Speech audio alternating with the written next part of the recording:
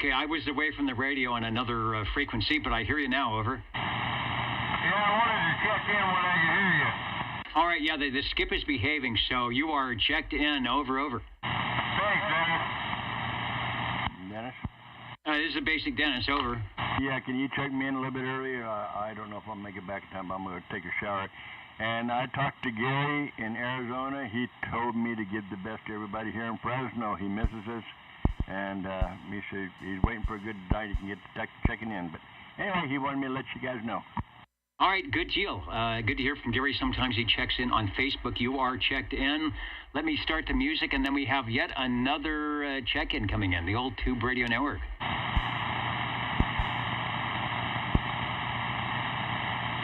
If I can find it here, let's see if it works. You may not find us on your TV because in case you did not know, we're being brought to you by OTR. Brought to you by 27.085 megahertz. Brought to you by RADI. The old Tube Radio Network. All right, I've got to get all the controls set up and reset here. A couple of early check-ins. 61. And I want to do something here before it gets too late. So hold on a second. Hey, give a shot on the 11-meter radio, KB6GFD. See if we can hear somebody on the 11-meter side here.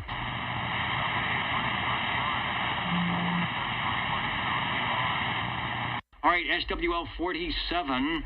And I'll do a simulcast here if I can write the right thing. I'll do a simulcast. SWL 47, I actually hear you. You probably can't hear me direct. I know you are up on the rock. That is the Morro Rock out in the Sequoia National Forest at about 7,000 feet on the rock, trying to get down off the rock because we are having thunderstorms up in the area, but I hear you. Take a transmission on the 2-meter, over. Okay, yeah, you're coming in a lot better on 2-meter. This is KJ6EQV on the top of Morro Rock, and it's kind of scary up here. I think I'm at about 6,725 feet on Morro Rock. It's absolutely gorgeous. I'm looking down on Fresno right now. If I look just a little bit to the north of me, I'm looking straight across at the tops of all the giant sequoias in the giant forest. In Sequoia National Park. The view here is absolutely spectacular. What's not spectacular is the mountains to my right, my east, which were really visible about a half hour ago, are now mostly covered in clouds. And people have said that they've seen lightning up here. So I think I'm going to get out of here pretty quick. All right, I know there is lightning. We actually had some EAS reports at the radio station early today. I'm going to see if I can bring up. There's the picture. That's where Michael. He's on that rock. You can actually climb the rock. There's a set of stairs going up to the rock, and at the top there's a lookout area. That's where he's at. It's about 6,700 feet. It's beaconing across the valley in the Sequoia National Forest. So. We got a picture of the back side of the rock. It's a nice sunny day, which it isn't there. But I hear you on 11 meters, and I hear you on the 2-meter radio, over. Awesome. I'm going to chat with you a little bit later on, but I'm getting static on things I'm touching. So guess what? I'm out of here. All right, stay safe. Stay safe, and we will catch you later. Get out of there and stay low. Put the antenna down. KB6GFD. Antennas are down, and 73 from the top of Morro Rock, KJ6EQV. All right, back to the control room here. Mike 47 is the station that we often hear on Christmas Tree Lane on his walkie-talkie. He has it up there, and I did hear him on 11 meters, but he's getting a lot of static from the clouds, and so it's not good to have the antenna extended. It's not good to be up on the rock. They actually have a poster telling you to not stand up at the top of the rock when there is a danger of lightning, so maybe he's the only one there, but he is on his way down. All right. The mini grass is in. Our stations are in. We've got SWL 47, SWL 61. Who else needs an early check-in, over? Kilo Delta 6, Quebec, Lima Golf. All right, I've got Sue. Let me get, I think I heard the legend over. Yeah, 10-4, yeah, I'd like to check in early there, Dennis. 73s. Catch you later. Bye-bye-bye. All right, bye. I also heard on the crossband, and let me grab the proper microphonium to do this. Hello, radio from KB6GFD. Take a transmission. Yeah, KV6GFD. This is KD6QLG, also known as SWL 135. I'd like to get an early check-in here on the crossband, and also I want to check in number 20. He said he's not going to make it. Okay, well, we'll get 20 check-in. You are checked in 135. You probably heard Mikey up on the rock beaconing down with all of a couple of watts. You can see, those watching the video, we have a little bit of wind going on as the clouds break in. It is 99 degrees right now outside, but the humidity is high, which is unusual for the San Joaquin Valley. And if you are up in the National Forest, you are in the middle of the clouds until you should stay safe. All right, we've got you checked in. Thanks for the crossband, KB6GFD. Yeah, I heard Mike. That was pretty cool. Thanks for checking us all in. Catch you next time. KD6QLG cleared. All right, very good. Who is the station on 11 meters? Go ahead. Can't wait to talk to you locally, like I said before. All right, buddy, we'll talk to you later. See ya. I'm not sure. That may be skip line. I'm adjusting my SWR here. I noticed the wind has changed some things drastically, so I'm doing a little on the fly.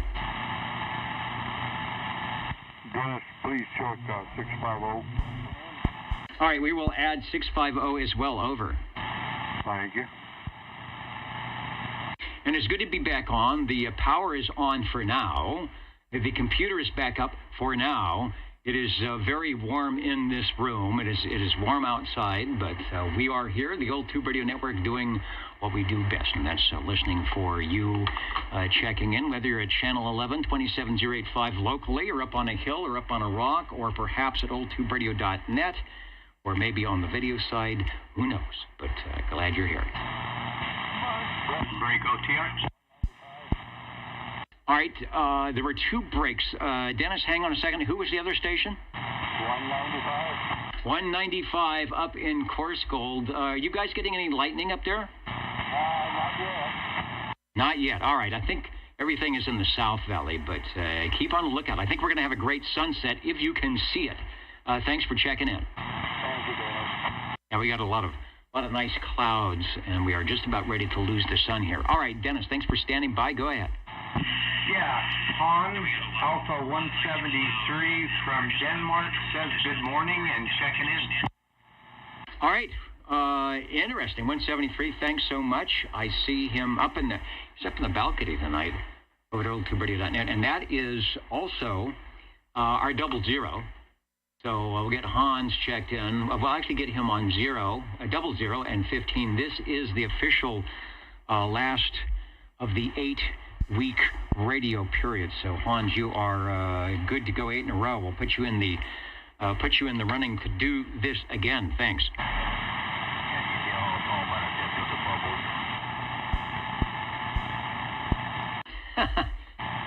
GWD Labs.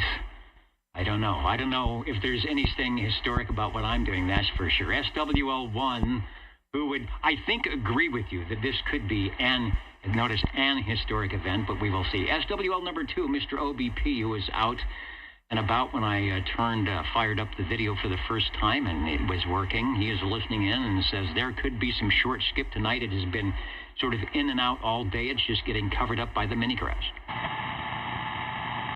SWL number 3. I was at the Fresno Amateur Radio Club meeting last night. We'll talk more about that, but I didn't see 3.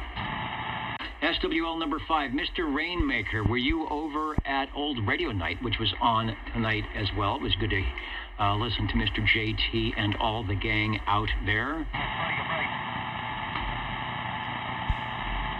And Levon. All right, Levon is out there. 5 is in. How about SWL 7? SWL7 checking in.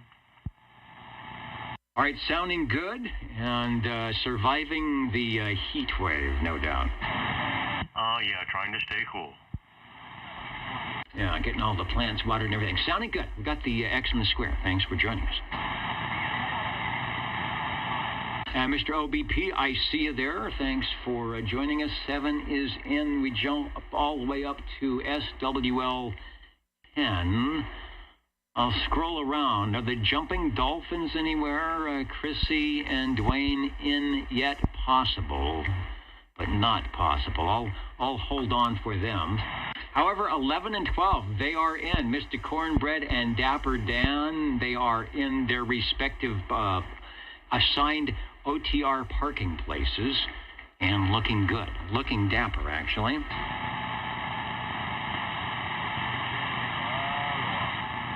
This is the last week of our roster. 7/13/2024 is what it says on my list, and I think that's correct.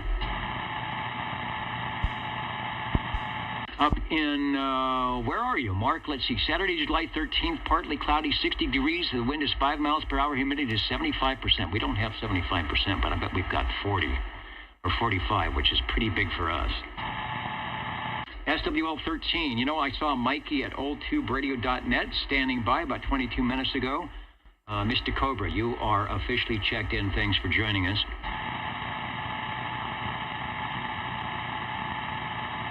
And thank you, Levon. Levon is checking his list and is going to give everybody an OTR QSL card. Out to Sangertown. Can Sangertown hear me through the noise, through the hippopotami and the 99s? Hello, 14. Yeah, I got you loud and clear. SWL 14 checking in from Sanger. Wow, loud and clear is the word. You're sounding great. No problems whatsoever, and I've got you checked in, and a little portent there to the radio, or at least one of them you might be checking in. Thanks. Yeah, thanks for checking me in, and hopefully it'll be clear conditions, and I'll be able to check in later on. All right, we will see. The DX map, and I'll bring it up. See if I can bring it up here. I've got to get used to putting all the... There it is. United States proper is pretty not good. We've got Seattle and Vancouver, the full of Hawaii, and parts of Australia, and not New Zealand. So that's why it's a little bit quiet. But notice we've got some things happening at the border up there at British Columbia. So that could expand into something very interesting. We will stay tuned. Maybe we will hear our friends, the Squamish Boys, live tonight. Who knows? And Mark, you're up in Edmonton, so the conditions are looking good so far. By the way, this is the Old Tube Radio Network, Real Radio's Glowing in the Dark. We have been doing this for a long, long time, back before the 21st century began. Listening to our shortwave listeners, listening for our shortwave listeners, and listening to the Old Tube Radios from our radio operator collectors who will be showing up a little bit later after the roll call with possibly some of your favorite radios, the radios you want but didn't get, the radios maybe you have. The Class D 11-meter Citizen Band radio service from about 1958 to 1978 when there were tubes glowing in the dark. The Citizen Band radio service is still here, but the tube radios are scarce, except on a Saturday evening here in the Central Valley of California. My name is Dennis, one of the many net controllers to sit in the air chair.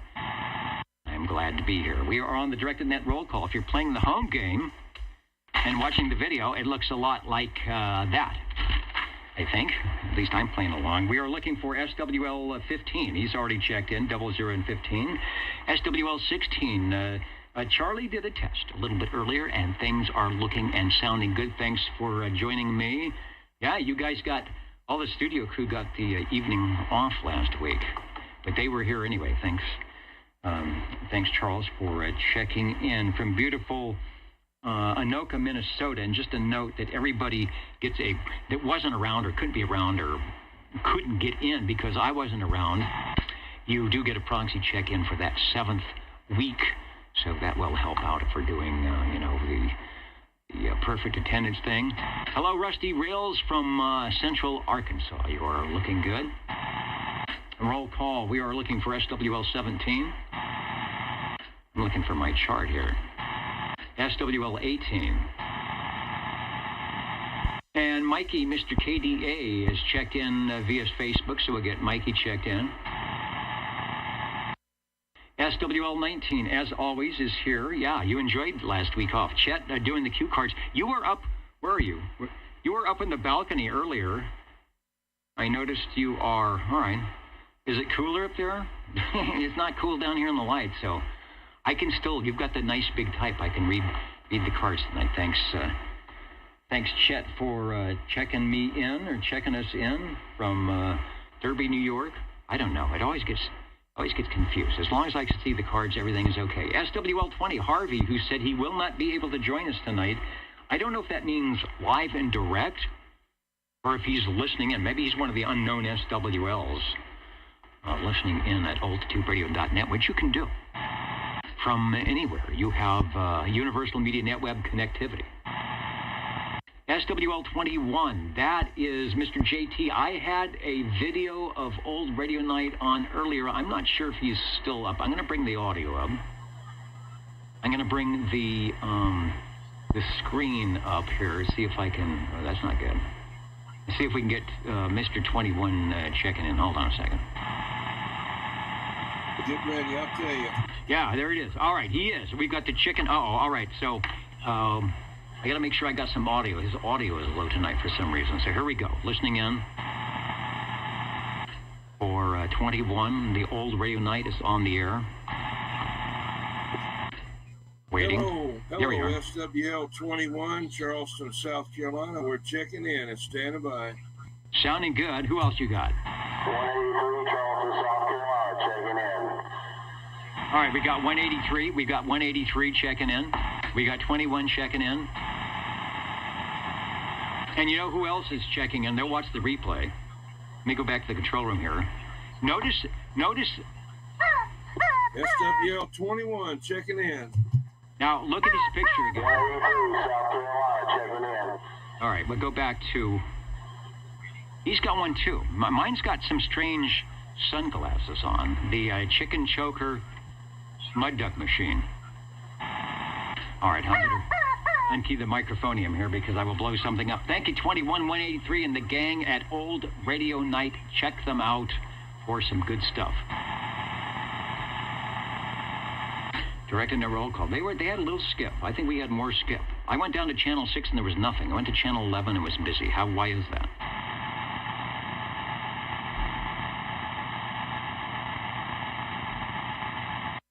And Shauna Snowy Owl. SWL 88 is playing the home game. It is good to see you on the list. I wanted to acknowledge you before you scroll away. Up there in Sonomish. Actually, we are, I checked the DX map, I think we're actually on the air live up there tonight. Were I to have a decent antenna, but thanks for joining us. We will be getting you checked in, no problem. The Old Tube Radio Network, SWL 22. Refreshing my comments. SWL 23, Skidoo.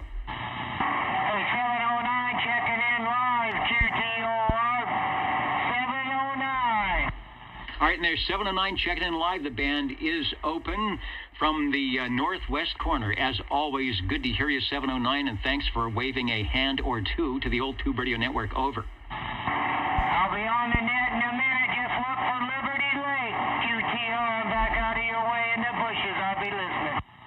All right, I saw you on earlier, Liberty Lake, but you are live and direct, so good deal. And putting in a good signal at S10, at S9, 10 over 9. Watch the replay. It's looking good. Thanks for joining us, 709. One of our out-of-town favorites, SWL 24. 24 checking in. All right, got you before the sun actually went down tonight. Stay cool, over. SWL 25. I would a proxy check-in for, yes, 25. I'll get a proxy check-in for Jerry and also 74. Wait a minute, UDX 4570 wants a refund. I'm not even, why did they even charge you? Go get your money back. I know, you probably got a season pass to Old Radio Night, and yet you have to buy a ticket to come to the Old Tube Radio Network. There's something wrong with that. Page 2, if I can find it. SWL 27, where was Dwayne last night at the Fresno Amateur Radio Club? Dwayne checked me in Wednesday night on the 10-meter net. So I'll get Dwayne checked in, because, you know, he's in Studio G, which is probably over 100 degrees. It's warmer in his studio than mine.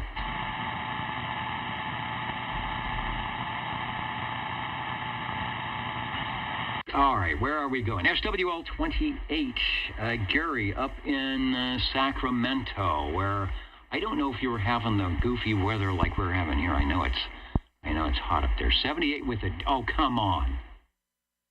78. Yesterday, 115. Enjoying a Dr. Pepper. Is it diet? I hope it's the regular stuff. Dr. Pepper, the guy I work with likes diet Dr. Pepper. It's all over the place. Dr. Pepper and a scooter pie.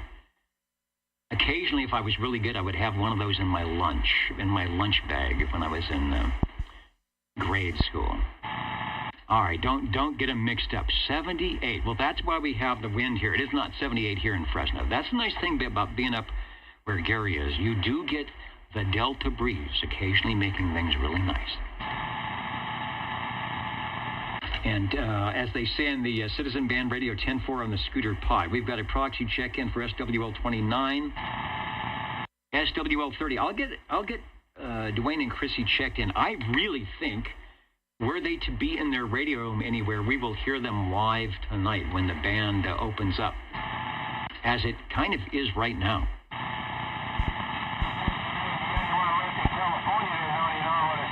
Oh, even hippopotamus is there. SWL 31, I saw Robert and Teresa in earlier, saying hello radio on the video, so thanks for joining us from out there in Tennessee, the Central Valley of California, having some Tennessee weather here with a high humidity. SWL 32. I'm just making sure I've not blowing anything here, not messing it up. It seems like it's okay. I'm so used to last week when nothing was working. SWL 33, myself, the honking proboscis of Bozo Control, all checked in and waiting, ready and waiting for the glowing tube radios coming up.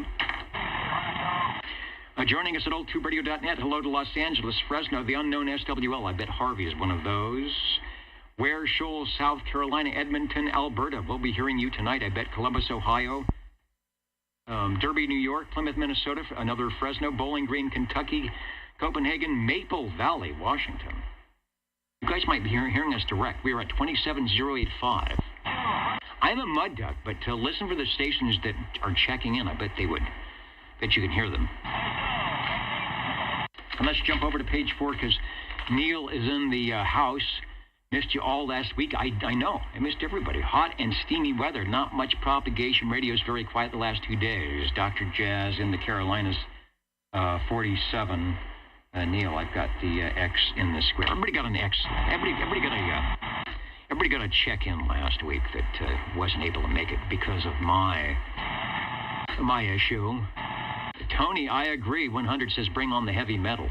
That will be happening here shortly. SWL 34 is Jimmy, of course, doing all the Facebook stuff for the old tube CB radio network, amongst others. Jimmy Fiedler up there in Batavia, and the Batavia receiver is down. I was going to try and see if we get Jimmy direct, but the receiver's not up there anymore. Captain Robert out of Nevada. Saying hello, radio. Thank you, Robert, for joining us here. Have a safe week ahead. Stay hydrated is his recommendation, and I agree. SWL 35, where is Red Monkey Communications? I'm just looking on the list here.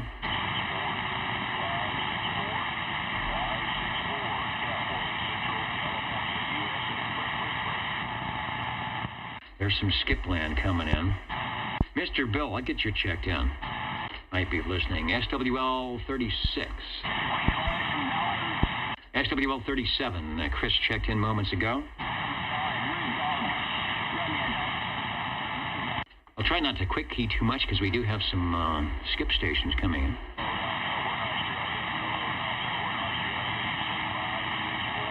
Let's go to SWL 38. Hello, Sam.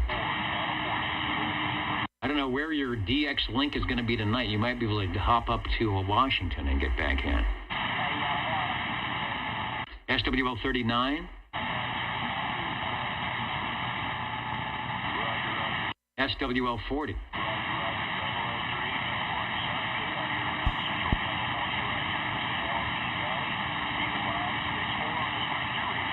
564 must be running horizontal. He is. I was going to say, I hear him in there, but he's way down. So that's kind of the nice thing on a line of sight like this. You get that 20 to 30 dB attenuation just by changing the polarity. Pretty cool. Yeah, he's 9 over on the flat side.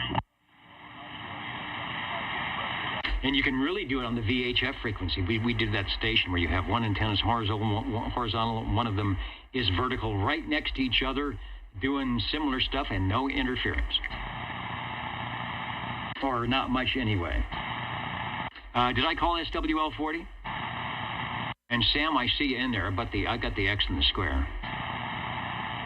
Well, I get Larry checked in. He was in earlier. Oh, that's right. He was going up on the roof to check some antenna, his 80-meter antenna. So we got Larry checked in.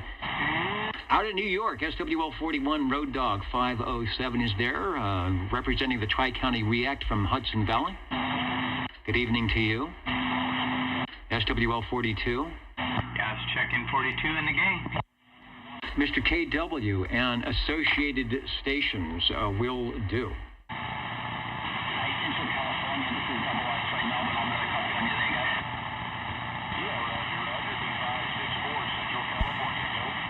All right, listen to 564 and the hippopotami. I think what I'll have to do is put a T connector, and I'll have a horizontal and a vertical simultaneously at the same time. Hello, Peter, 426, the Squamish Boys. You might hear us direct. The band is doing kind of a short hop opening occasionally up that way, so if you hear us, give us a call. We got a proxy check-in for 650. We got a proxy check-in for Crazy Eddie. I was out of the air chair last night, so I was not able to check into the Friday Night Net. I was over at the Fresno Amateur Radio Club, but I bet this guy was there, SWL 44.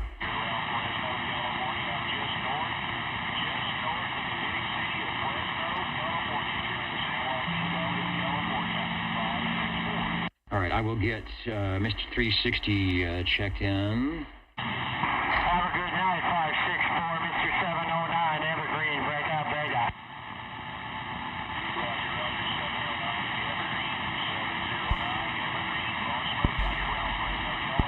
That's what we should do. Maybe we should have two nets. We'd have a vertical net and a horizontal net. Have a God bless day, 564 from 709. God bless from the northwest, breakout, breakout. And then a circularly polarized net for those that want to check in at the same time. Peter's up on the mountain tonight. Very good. 44, SWL 45, Paul and Kelly, if you are listening in, I hope you are all doing well. We miss you out here. Stay safe, and hopefully we won't have any fire danger up that way. SWL 47, who, speaking of staying safe, I hope he is safely off the hill. But that was Mike 47. At the beginning of the net, you heard him, if you were listening closely, on the HT on 2 meters, which he sounded pretty good. That was a direct hop for about 4 watts off the hill beginning across the Central Valley into the station here. And we also heard him direct channel 11 through the skip. So thanks, Mike, and I know you got down safely. That's pretty brave. I think I probably wouldn't even have ventured up the rock with the conditions the way they are. And they may close it off, too. If it's really bad, they may close it. But obviously, he got up to the top. SWL 48. And you know why they're shooting skip on 11? Go to any other channel. Go to channel 6. Nobody is on. Nobody's on 6, but everybody's on 11 tonight, including the old Tube Radio Network. Real Radio is glowing in the dark. SWL 48. Somebody said to give Sammy a check-in. I will do that. SWL 49. Yeah, that's Proxy 49.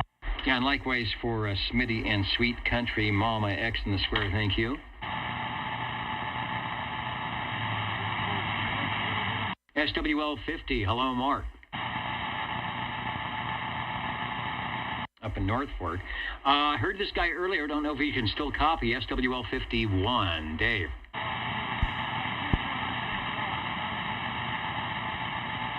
He's probably getting wiped out by the skip, but he was sounding good from Sangertown, 305, you were checked in. I can hear you, Dennis. Just a lot of skip coming in. Yeah, it's back again from all over the place. All right, still sounding good. We got you checked in over. Over. Have a good evening. There's the DX map. British Columbia, middle of Washington, Hawaii still in. It's opening up to the Florida, Louisiana, Gulf states might be coming in. You just never know.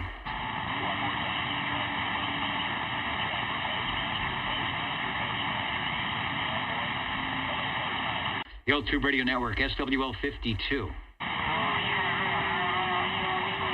I will get Aaron checked in. I got to meet him last night at the Fresno Amateur Radio Club.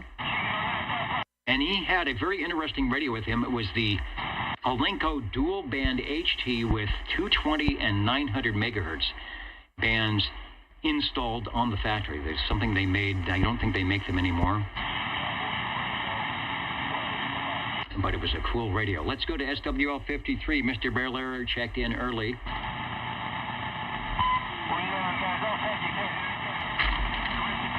Page 3, if I can find it. Proxy for Board Jammer 54. How about up on the hill, SWL 55? Yeah, Tony, it's an HT made by Alenco. It's got a model number of 29, which makes sense because it does 220 and the 900 megahertz band. It's got a dual band rubber ducky on it, a very weird center-loaded antenna. Kind of a rare radio. Very interesting, but look for it. Look for it at a radio shop near you, but it'll probably be used. Let's try SWL 56. Just for Kicks 56. Oh, I thought you skipped a couple. Anyway, I'm here. Thanks, Dennis. All right, I'm probably going too fast. I changed the page, and I'm behind. So we got 54, 55 was not there, 56 is there. And I thought of you last night, Phil, at the Fresno Amateur Radio Club. Was their old tube, they call it like old tube radio night, so I had to go. They had the root beer float night as well. And the radio I brought, and I thought of you, because I think if we were to go back and look at the official stats, that you are the station on the West Coast that had or has checked in probably the most versions of the radio that I brought to show off last night, and that is the Swan/Siltronics 1011. So I brought, and I had one, a 1011D Comanche, and talked about the Swan company, the Swan 1011, and the controversy it's stirred up. I had the ad from 73 magazine when they talked about the 1011, which was a 10-meter transmitter with an 11-meter receiver built in that was type accepted.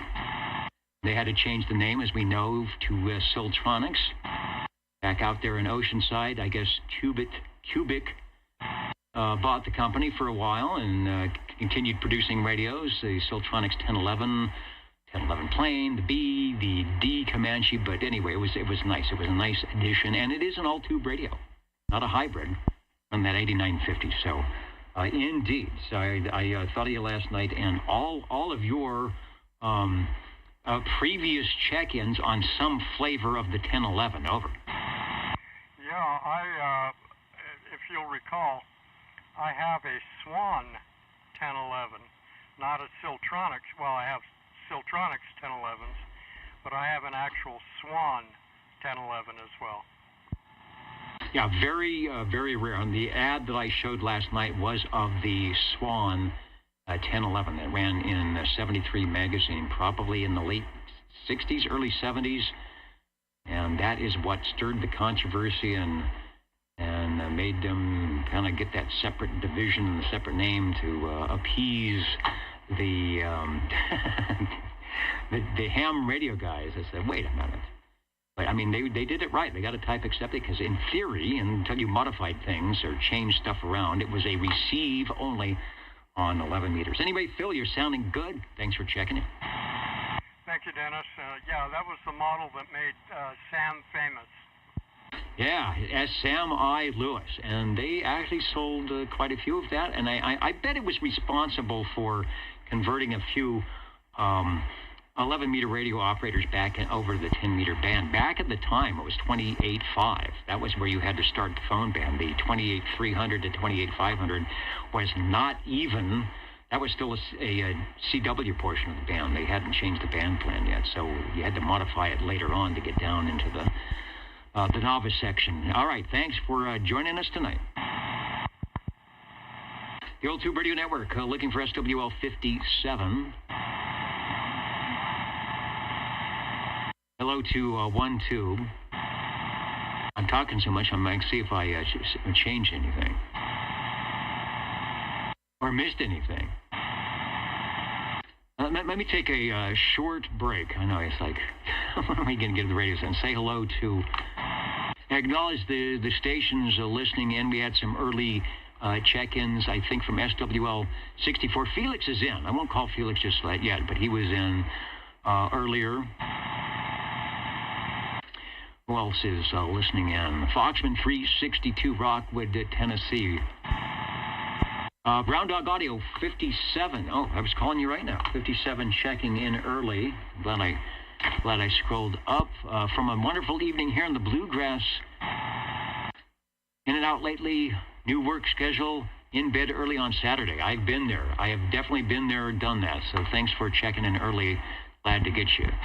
Southern California, UDX 76, JG Mopar, San Hello Radio. Hemorrhoid joining us from Old Radio Night. GWD Labs in a bit earlier. UDX 483 Mud Bucket, Somerville, South Carolina. I think that's near that old radio guy. Vaughn is in. The Cowboy, UDX 357. Taking a remote check-in from San Jose. Do you know the way to San Jose? And the answer is yes. Neutral observation, United Delta X-ray. Saying hello radio to you. Colo Radio joining us once again. Thanks for jumping in. Of course, Shauna Snowy Owl coming up. 88. Good to see Shauna on the list of lists. 428. Going to see if they can't get in live tonight. Tony waiting to check in. Are you on? Yeah, he's on Echo Link, so we'll be talking to Tony in a moment. Mark Sandquist, hello to you. 1-2. I saw you over on Old Radio Night. And Ken, UDX 111. Hello radio to you. And Dallas out there in Tennessee, UDX 347. Back to the direct net roll call, SWL 58. SWL 59. 59, that's Uncle Hairball. I think, was he in early? I know he was around there somewhere. Anyway, there he is, right there. With so many checks, how could I resist not to get 59 checked in? Thanks. SWL 60. I don't think you got an early. Hello, Joe. Hello, Dennis. SWL 60 checking in if you can hear me. I can hear you just fine. No problem getting over Skip Land over. Oh, thank you much. Appreciate that. All right, thanks for joining us tonight. Here comes the hippopotamus in there. SWL 61, Dino checked in early. SWL 62. Make sure I get the X's where they go. SWL 63. I think Butterbean was in on Old Radio Night. I will get North Georgia checked in. SWL 64. Craig was in earlier on the video site out of Wisconsin. Wanted to get checked in. I will do that. I press the right combination of buttons. SWL 65. SWL 66.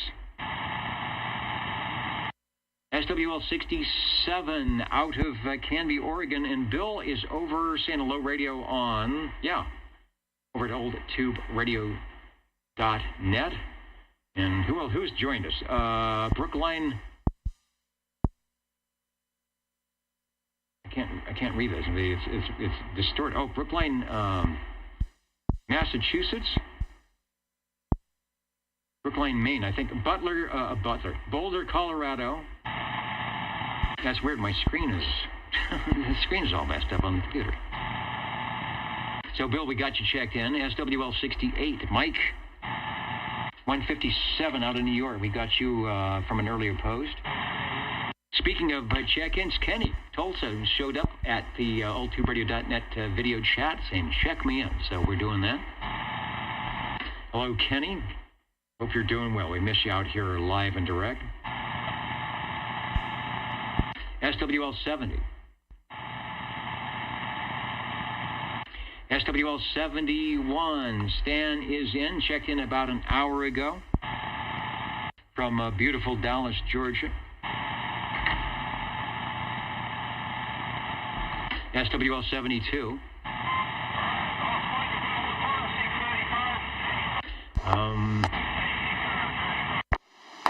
SWL 73. Oh, I think I hear somebody. Wait, was that an item of interest? I'm on the 70 row. I could check in 79, KB6GFD, over. Appreciate it. I'm using my crossband repeater to get to you. Oh, so that's why you have the double squelch tail. I will try not to quick key because sometimes that can mess things up. All right, 79 checked in on the crossband of the crossband, over. All right, a little RF trickery never hurts to get into your favorite Saturday night place to be. Thanks for checking in, KB6GFD. All right, you hear the double squelch tail going on there as a crossband repeater, doing some stuff. I've got a radio that'll do that. You just got to be careful how you set it up. You don't want to have things go wrong. Tying up the place. All right, so 79 is in 73, SWL 73. Music instructor, I will check him in. I got this, the pleasure of, he's the editor of Skip magazine for the Fresno Amateur Radio Club. Got the pleasure of sitting next to John last night at the Fresno Amateur Radio Club. He is doing well. And he brought an old rotor control that fits in a rack, and it just has a switch for counterclockwise and clockwise, and then an on button and a round dial with the, 0 to 360 degrees. And that was an old 1950s style rotor that went into your rack. So you'd turn it on and watch the little dial go around. I guess it would get to the end, and you'd have to go counterclockwise and run it back around. But neat stuff. It's one of those things that looks neat just sitting in your rack, even if it's not practical and it doesn't work. Like most everything I have over here. The Old Tube Radio Network. We will be talking to the radios very soon, so don't go away. SWL 74 as a proxy check-in. Then we go to SWL 76 from beautiful Rhode Island. And we're listening for Red Fox 1. Palm Springs, UDX 4570. I didn't say hello radio. I think I did. Jukebox 502. I think I said hello to you. Had anyone tuned in to Night of Nights last night? That's a lot of nights. So I must have missed that. I probably tuned in the morning. Jay is asking about that. Over on the video side. Let's go to 1017, SWL 77. Well, good evening, Dennis. And I must say you've made a great recovery from last week. And once again, doing a great job with all the multitasking. And I hope everybody is having a good weekend, staying cool, and hopefully the skip will keep picking up on the sideband end of it. We're looking forward to it. 73, 77 checking in. Sounding good. Doing it. Yeah, I think we're getting near the top of cycle 25, so crazy things are starting to happen. Oh, thanks for your hints and helpful items on the computer stuff. I still don't have that problem fixed, but I found my other problem. There was something that was plugged in that shouldn't have been. That was, I think, capturing. It says, "Oh, you think I'm the main drive." So once I figured that out, then I was able to get everything to reboot, and it looks good. So I'm going to go back to my other issue of trying to get updated. But I got in, like I said, with your helpful hints on the what keys to press, I was able to get in and do a couple of things that were indeed helpful. And so the benefits of that are that we are now worldwide once again. You are checked in. I'm glad I could help. Indeed. Directed net roll call. We're on page 3. Radios are coming up next. Let's go to Wild Wildemar, SWL 78. And Richard did check in last week on, was he on Echolink? He was on all sorts of places, so he might be around tonight. 79, as you just heard, on the crossband. Thank you, DC, for that. SWL 80.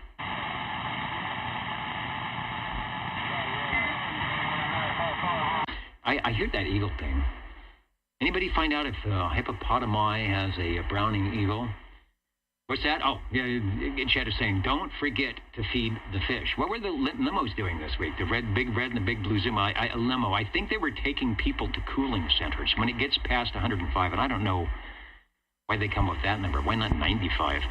They open up the city cooling centers all around town, and if you are in a position where you need to get cool, that would be a place to go. The limousines this week helping people to get there. You can take a bus for free. That means you have to sit out in 115-degree weather to wait for the bus. So the limo is always a great way to do that. Plus, there's cold water and everything in the limo. I went in there and thinking, why am I sitting? Why am I sitting in my hot house when I could be riding around in the back of the limo? So, very good. Let's go to SWL 81.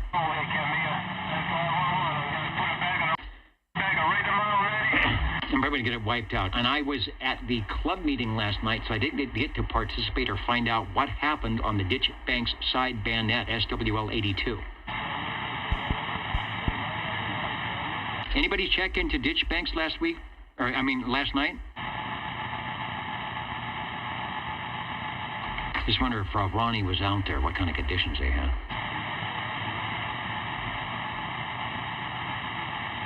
Get Ron a proxy check. And the Ditch Banks sideband net, 27,365 Friday evenings at 8 p.m. Pacific Daylight Time. Local or not local, give it a listen. Ron's got a great station and can be heard by just about everybody, unlike yours truly. Mike is out there wondering where Charlie is. Charlie in Alaska, where the heck are you? We were waiting for Tyler in Alaska. Let's go to SWL 83. Is Jay-Z, who checked in? Somebody checked in at oldtuberadio.net. No, it wasn't Jay-Z. SWL 84. Well, here's the big trio. The conglomeration, SWL 84, SWL 86, 87, and 88, respectively, in the order. Cheerios Kid, you can hear Jerry on his old tube radio most every day on the Jefferson Noontime Net on 40 meters at 7.204. And, of course, the trio that through the years have kept him on the air from straying into bad things. SWL 86, 87, and 88. The Mountain Maid, Tandy Girl, and the Snowy Owl. Shauna is joining us tonight live and direct over at the video stream, and we appreciate that. Let's go to SWL 89.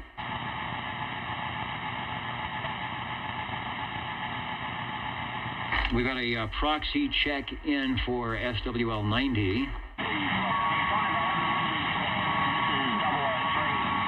I'm listening. Boy, there's all sorts of interesting skip coming in. SWL 91. Felix was in earlier. And I did get him checked in, but if I wanted to say hello, if he's still out there listening. He's out in the Bronx, out in New York, so it is late where he's at. UDX4 347, saying 73, he's got to get rested up for a few hours of DX in the morning. If it's there, I hope it is, Dallas. Thanks for joining us.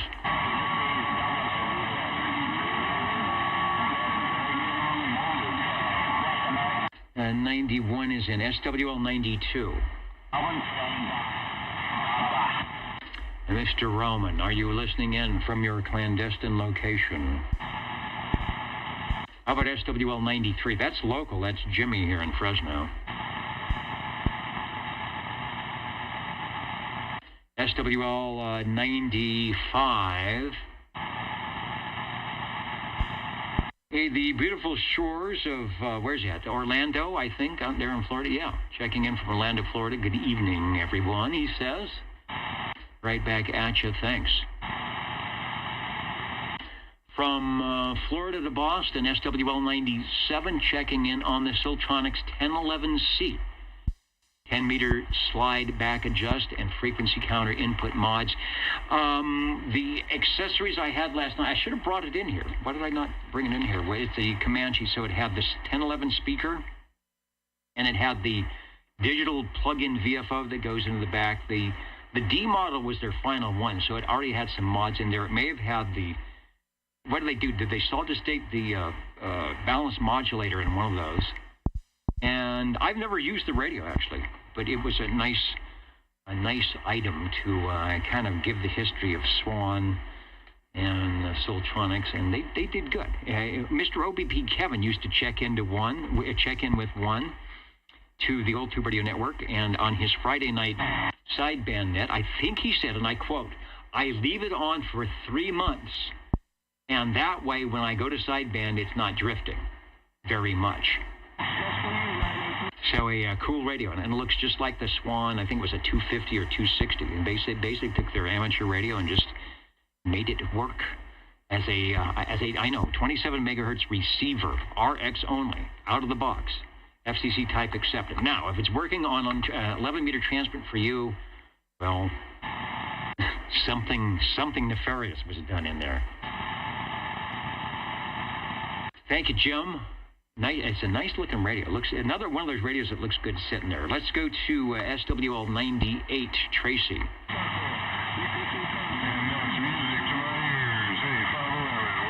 And Gary's trying to call OTR on channel 11 running AM. That would be a good thing to do. If you're on sideband, we'll probably hear you heterodyne through the skip. SWL 98, 99, Randy. Randy is online right now. Randy, I'm going to pop up the DX map. It is all what is happening. Let me bring it here. It is not favoring your area. There it is. There's up at the border at British Columbia. There's a spot out there. I don't know where that is. Let me move the map over here. Australia, which we're hearing now. A little bit of New Zealand. Hawaii's not even on the map. But I think it may open up. So occasionally check back with us later tonight. We're on till for another hour here, the old Tube Radio Network. Radio Randy, the big iron in Cape Creek. He's not at the warehouse, but if he was, he would have 1,000 pounds of radio and 1,000 watts. He even has the Gold Dust Twins. I'm not going to say anything, but someday you might see some Gold Dust Twins here at the old Tube Radio Network. Thanks. Let me go back to my chart. Thanks, Randy, for joining us here in the old Tube Radio Network. Okay, next up is SWL 100, and that will take me over to, and I hope it's working because I haven't really tried it out here, but I'm going to see if I can't fire up. Yeah, there we go. Okay, if I can't fire up the Echo link, and we'll get a hold of Tony. KB6GFD, or KD4BAO from KB6GFD, take a transmission over. Got a lot of noise here, so we can't get Tony on the Echo link.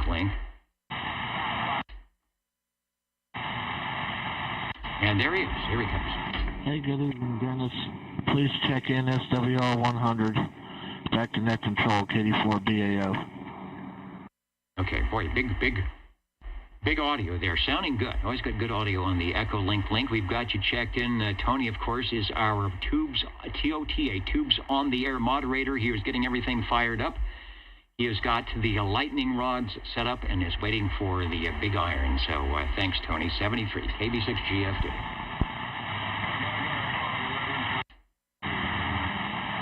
All right, Tony's in. While I'm here on the Echo Link, let's also see if we can't get Al to check in. I think he's listening. KI6CBA, KB6GFD. Take a transmission, say hello, radio. See what's going on in, I think he's up in Reno. I can't remember where exactly he is at tonight. So if he's listening in, he will kick in and take a transmission.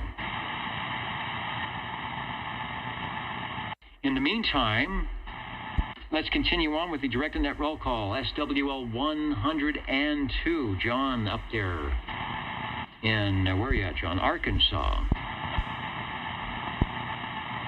Get back to my list here.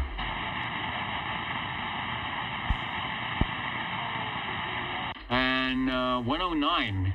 Hello, 109 through the DX. I'll get you on the big page. 109. Yeah, he's not going to hear me through the DX, but I've got you on the video side. So let's see. Let's stay in order here. SWL 102, John is saying hello, radio. Good evening, everyone. No activity on the 11 meters, but the new internet is working just fine.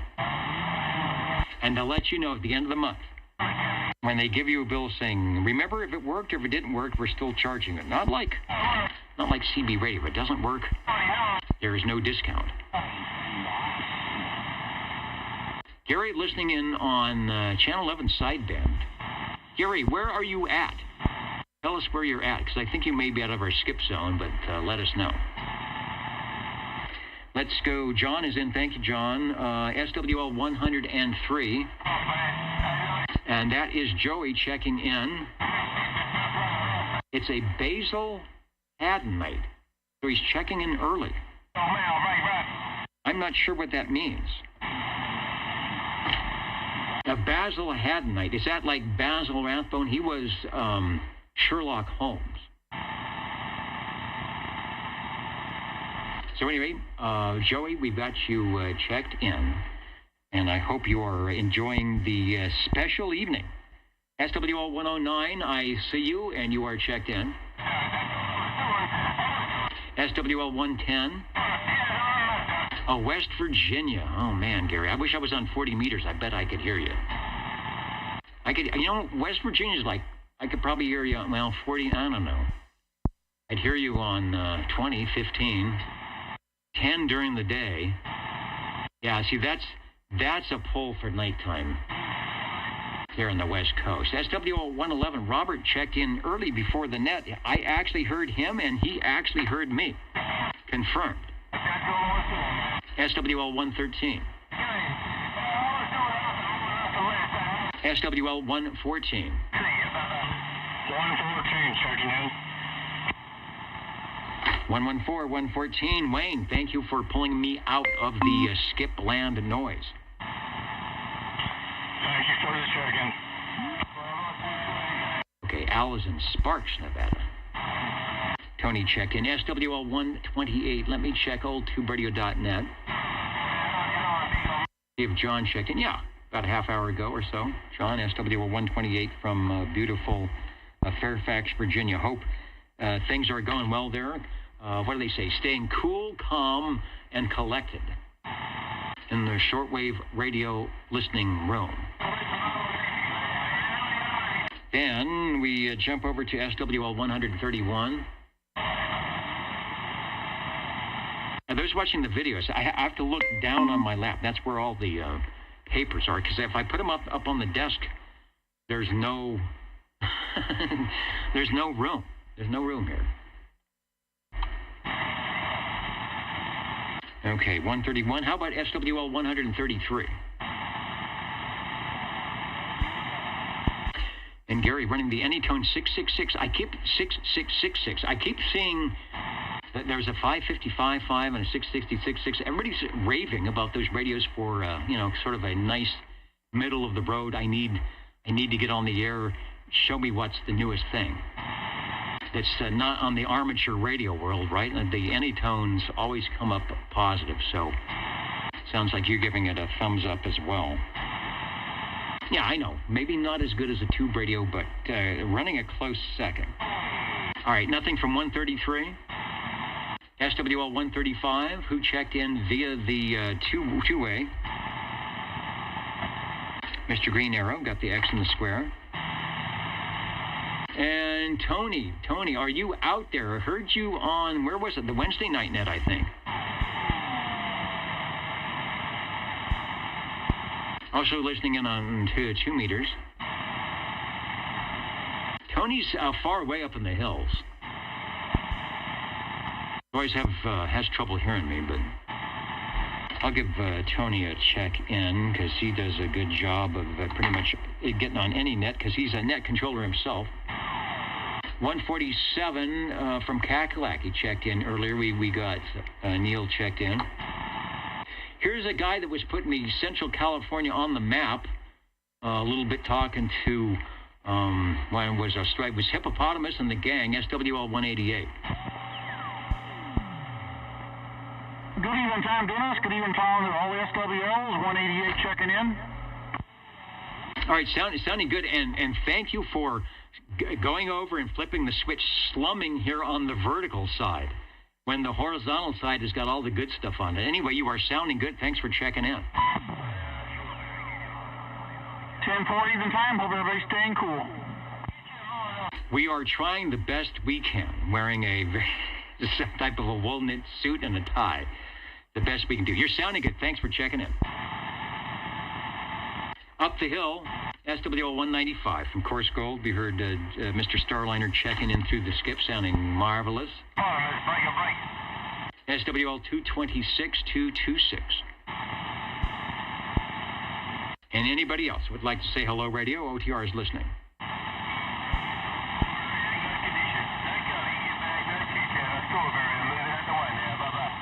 All right, I will be back. We are going to do the radios in a couple of minutes. I'm going to set up for that. And the reason that the old Tube Radio Network has been here for so long, to talk about, check in, test out the classic tube radios, that's coming up in moments.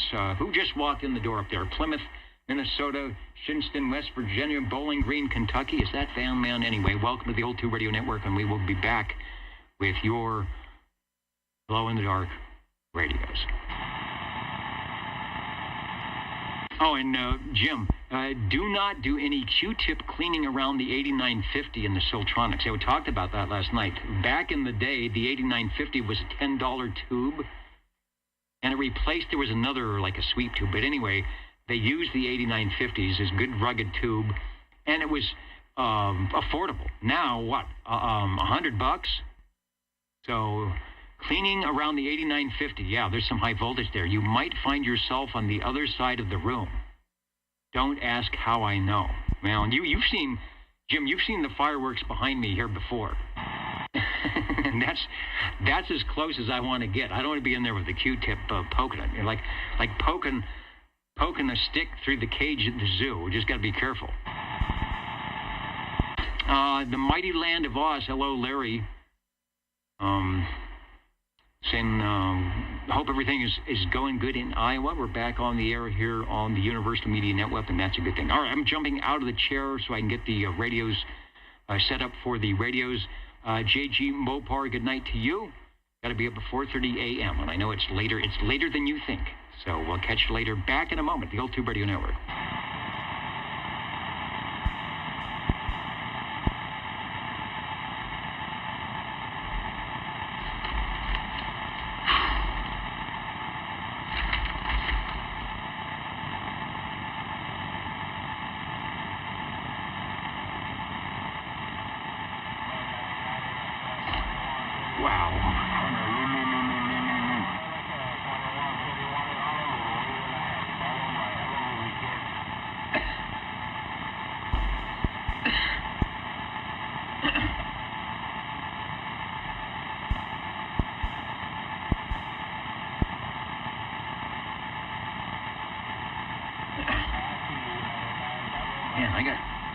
2 fans on. It's still killing in here.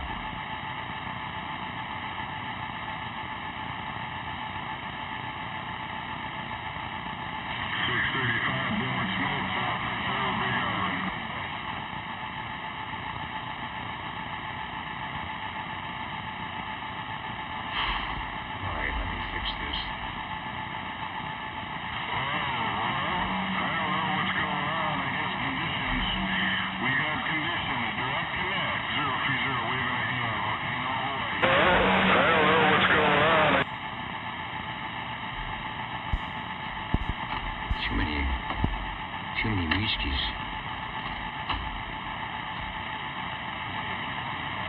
And I'm always breaking the J38 key. Damn it.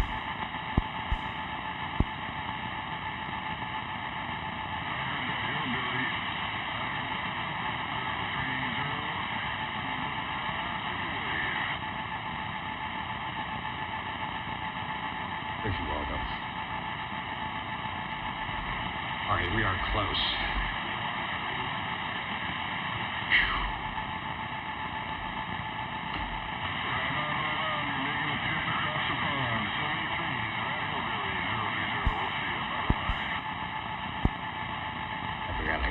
Post to post. Nice.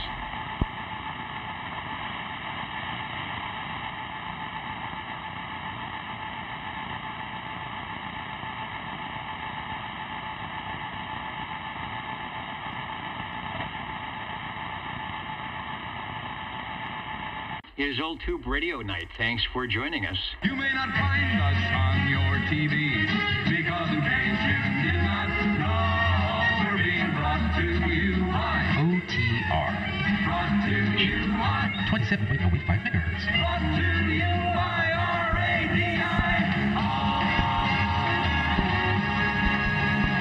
The Old Tube Radio Network. Yeah, hello radio. Just looking at my audio controls here, some things have changed, but nobody's complaining that they can't hear me over the Universal Media NetWeb, so I will continue to go and do things here because I think we are on the air. Let's see, what is going on? Your Tube Radios. I'm going to stand by, listen. I know it's warm out there. I know there's a lot of stuff going on that's got your attention, so no problem there. But if you can see fit to jump into the radio room for a moment or two, we will get you checked in. OTR listening.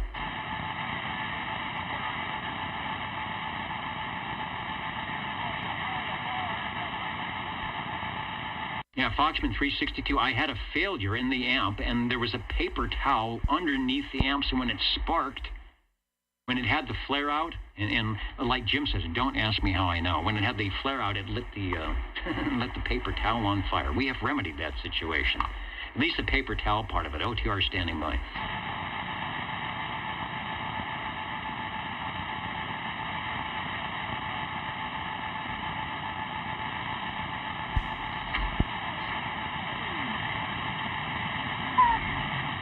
Here you go. This is for Mr. JT. I don't know what this is. Oh, wait a minute. It's got China Greenbrier International Incorporated, and it's got some part numbers. This is the Chinese mud duck. How is the? They say sit back in your chair because the lighting is no good if I'm moving around.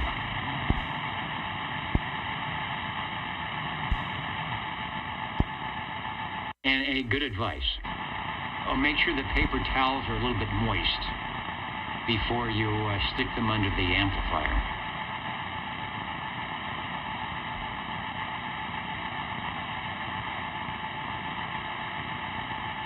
Yeah, is there a best of OTR? That would be on the make it. Okay, now I'm going to turn off something here.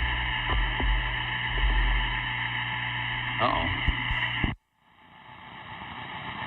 That sounds like some DX waiting to happen.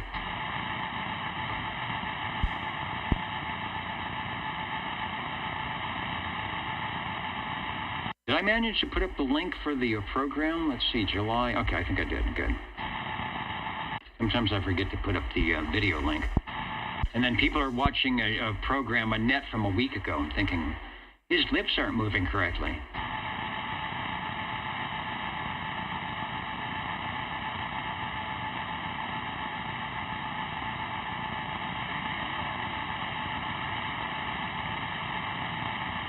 I'm looking to see,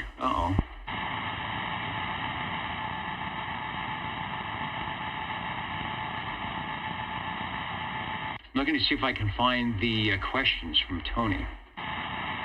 The Friday questions.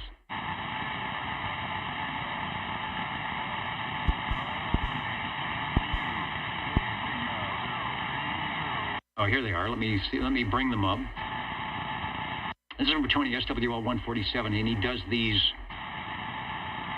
on his 2-meter net. So, number one, on the Andy Griffith Show, what types of radio equipment was shown in the sheriff's office? Well, I thought they had, was it a Gonset?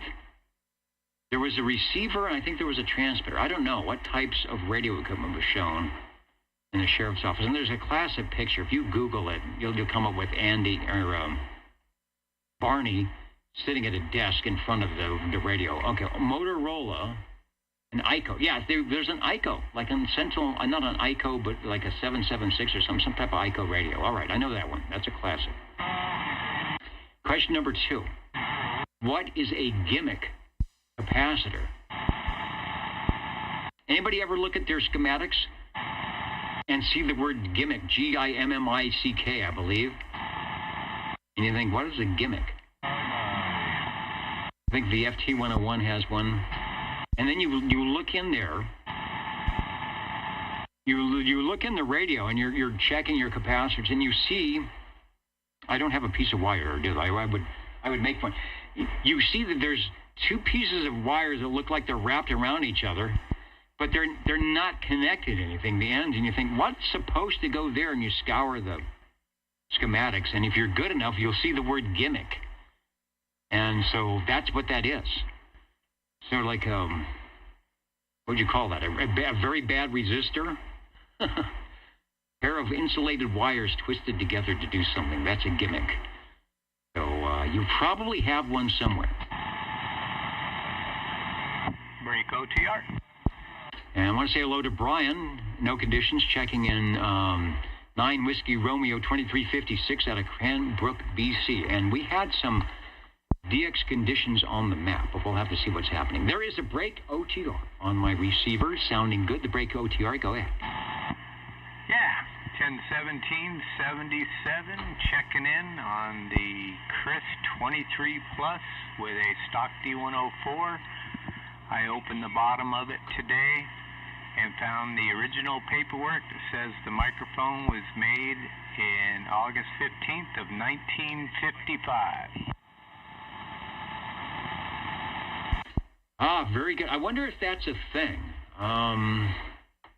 What I mean by that is that's what you can do if you open most D104s. I got a couple here. I got one of the 10 DA head.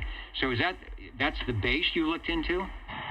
Yeah, I pulled the bottom plate off, and I was looking at the solder joints and making sure everything was squared away, and there's that piece of paper that's glued to the bottom of that plate, the original paperwork with the serial number and the date it was manufactured, and gives you the diagram for the wiring. This is even before they had the switch with the relay or the electronic in the bottom of them. Yeah, in 55, you know it was going to be set up.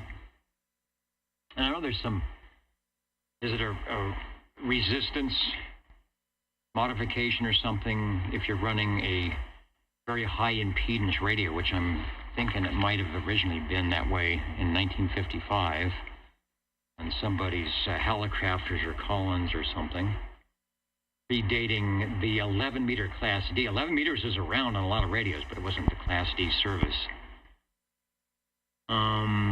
Okay, here's a question. In 1955, and you may or may not know this because you're not looking at it, in 1955, did they have This is the riveted. You know what that means? They're riveted on the label. No, this one has the larger, I know the later ones had the smaller aesthetic sticker. This one has a much larger sticker on the top of it. So I'm sure it missed the metal riveted plate probably by a couple years, I'm sure. All right, well, vintage, a static D104, and it's the D104, the lollipop head on that one? Yeah, the lollipop head. And the radio was gifted along with the microphone and the classic sound that you love so much, modulator that works quite well. Yeah, it does. I don't even have to look at the S-meter. We'll bring it up. But you hear a nice little snapperoo, and things get louder. The Chris 23 Plus, that's the radio at l2radio.net. On the picture, if you're watching the video, there it is. The modulation light, which is working quite well. A quickie history. Let's see if I got it. Quickie history of the D104. Introduced in 1933, the static model D104 became known for its high frequency response that contributed to better communications audio quality. Early D104 mics used a 1-inch thick case, a large ID tag, and holes for ring and spring mounts. So those are the early 30s. The design was modified in April 1937 with with smaller tags and reduced thickness. So your reduced thickness is still sounding good, over. Oh boy, I won't go there. So other words, they were telling us that they designed the microphone for those guys that like to shoot, skip across the country. I think so. I think the other thing was, if you look at some of the old broadcasters at the time, they were running those big spring microphones to keep, I guess, shock mounting. But the D104 was more for the two-way radio crowd, and so it kind of made you look more professional, perhaps, but it sounds good. And hello to Rich saying, missed you guys last week. Well, we were here, actually. We were here locally checking in radios, but because of a malfeasance on my end and a power failure and some other stack of events, it didn't allow me to get on the Universal Media Network to beacon things worldwide. So were you to be here locally or listening on the skip, you would have heard the version like we did back in the day, right, before we were doing anything on the internet, of the old 2 radio network. So it is good. I reiterate, it's good to have our listeners and radio operators from near and far out joining us and listening in, giving us thumbs up and comments about our check-in radios as we have on this one. Nice tuber is one of the comments. So doing really well. I'm still always amazed at how you've got the reverse preamp set up doing exactly what it's supposed to do. But when you listen to many of them out there, they rarely often do that, where you turn it on and it's like, it's louder, it's better, and it's stronger. No problem. Who had the 23 Plus? Take a transmission on the 23 Plus. Over. Okay, transmission on the 23 Plus. The Panasonic chassis, tried, trued, and tested for many years, and quite a few different radio manufacturers put their badge on the Panasonic chassis. So I would imagine, late 60s, early 70s, there were a lot of operators under various manufactured names, all talking on the same Panasonic chassis. Does it have a blue stripe on the front of it? Yes, it does. Does it have a black square box about where the channel selector and the S meter is? Yeah. Does it have a little red light over there in between the speaker and the channel? That modulates and, as Dennis would say, goes blinky, blinky. Yes, it does. And then over on the other side there, it's got a switch that says PACB? Yes, Chris, you have one of these radios. And does it have a headphone jack right there on the bottom? Yeah, and if I unplug it, I won't hear you anymore. Oh, okay. Yes, I do have one. It's warming up right now. Oh, good for you. All right, I'll step aside and let you check in your radio, and we'll go back to squeaky mode. I appreciate it, Dennis, and thanks for everything you do and letting us check in our old tube radios. All right, I think you've just been, as we say in the Old Tube Radio Network, fully vetted with your Chris 23 Plus. Will that be the most heard manufacturer tonight? We will find out. If we only get 2 radios, it could be.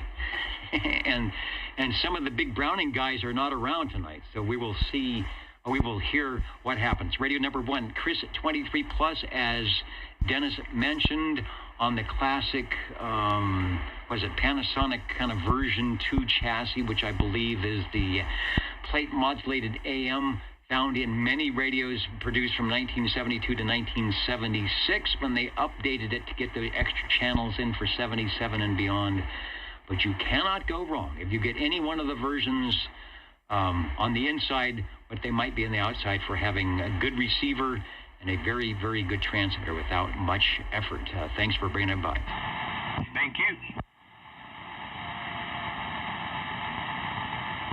Hello, radio. Hello, radio. The jingle singers want to do a hello, radio. Don't go away, Chris. You are next. How do you do, ladies and gentlemen? Greetings to you, wherever you are. For music and the latest news from home and from afar, the station for you is OTR, Old Tube Radio. The station for you is OTR. The station for you, and maybe even you way over there, the Old Tube Radio Network. I'm just sweating. It is so hot in this room, but that's okay, because the tube radios like that. Hello, Chris. Hello, Dennis. If you have an item of interest, I will get you in on the number 2 radio spot here. Over. All right, well, there is a 2 on this thing. I would like to check in my Chris 23 Plus CB radio transceiver. Boy, that makes it nice for me, because I still have the 23 Plus up in the queue. So let's put it back on the extreme close-up meter.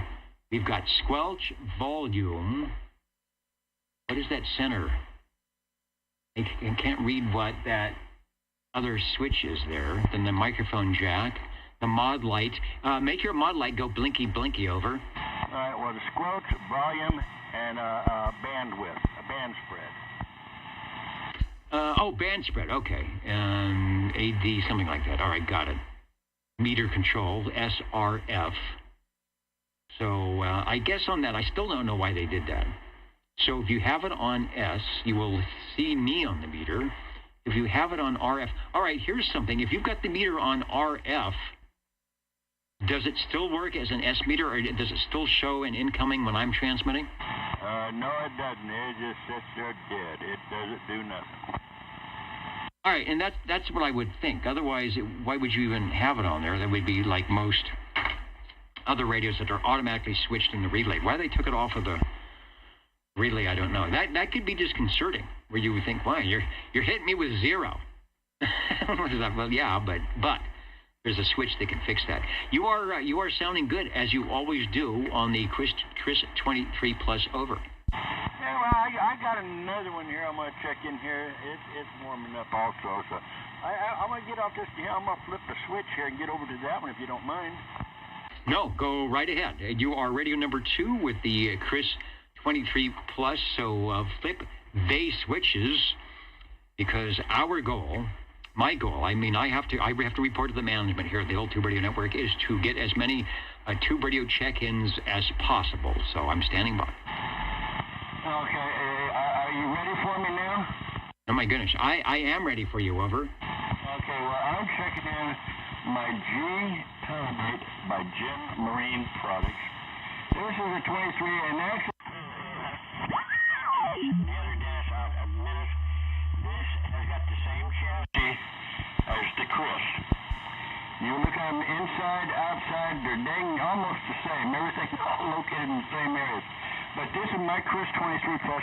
But on the other one, I mean, my G-Power Mate, my 23 Plus, that was a stock handheld mic.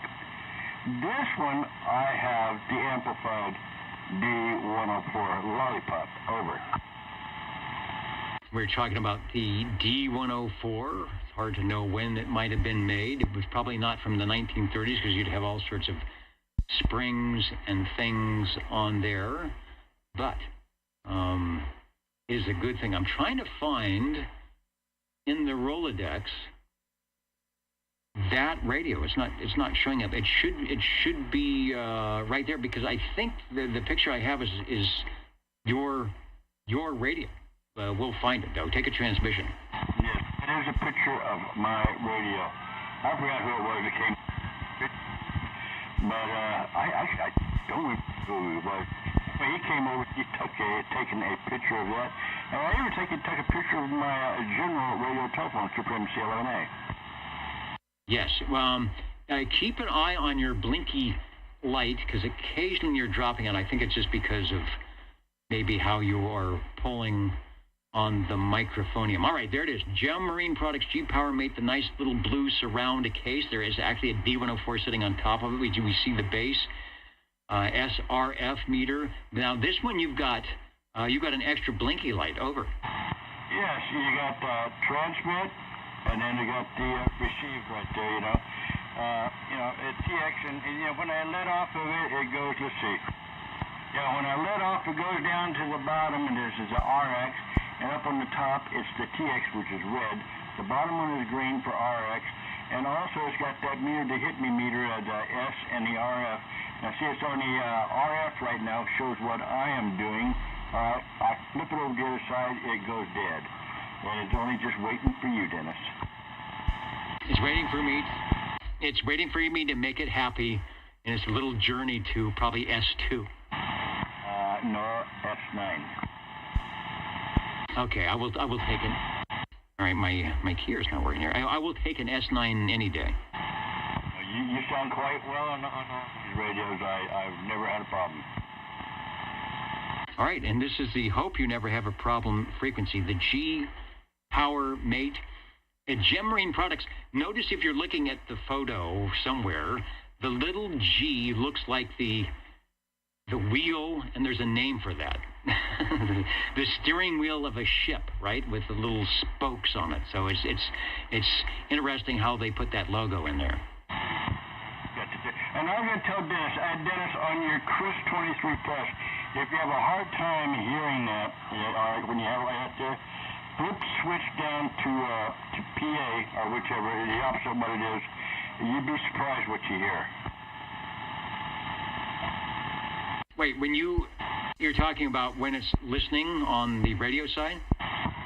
On the Chris 20, it might switch once in a while, but sometimes it don't work, and I'll flip it down the other way for the PA or whatever, CB. Anyway, when I flip it to the C, well, put it this way, when I have the switch turned down to the CB, my signal, it actually drops. It's not very strong. And a lot of times, Uh-oh. Speaking about drops.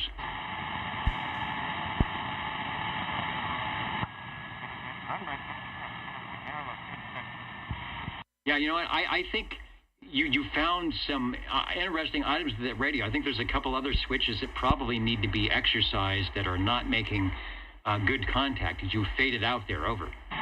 Yeah.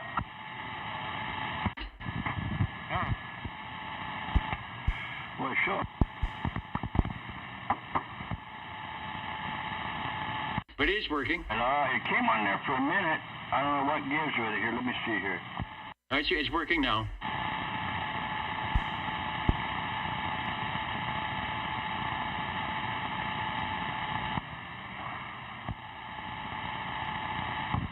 There we go. Now I can tell it's working. Is it working now, right?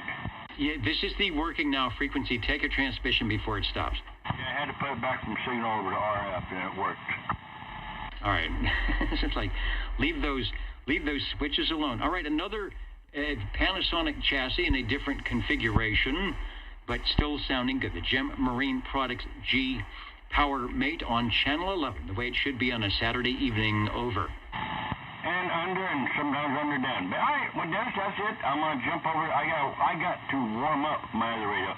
It does not have a standby, so I have to do that. Yeah, no standby on the frequency. All right, very good. It's getting an A+ from Foxman 362, another crowd favorite. Somebody say, don't mess with it. Just leave it alone. Lever A and lever B. And somebody asked, is there general radio telephone in the mix tonight? I don't know. We will find out. We've got another half hour. You just might hear the beautiful Burbank radio from somewhere. All right, the Old Tube Radio Network is saying good evening, and the jingle singers are saying this. How do you do? Ladies and gentlemen, greetings to you, wherever you are. Your favorite slot on the dial by far is known to you as OTR, the Old Tube Radio Network. the station for you is OTR. And we are listening for radio number 4.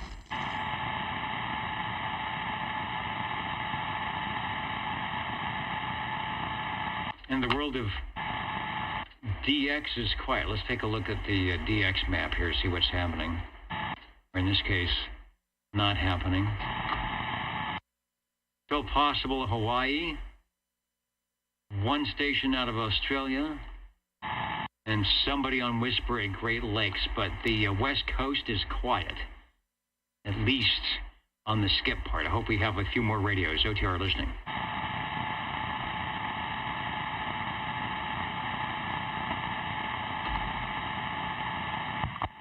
And can we get 44 checked in? You know, I believe I gave you a proxy, but I wasn't in on Friday night, last night, to hear if you were there, because that was the club meeting.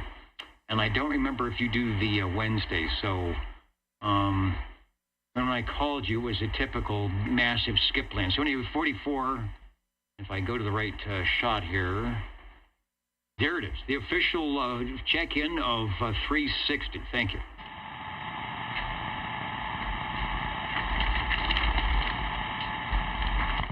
There is an X in the square. Break OTR.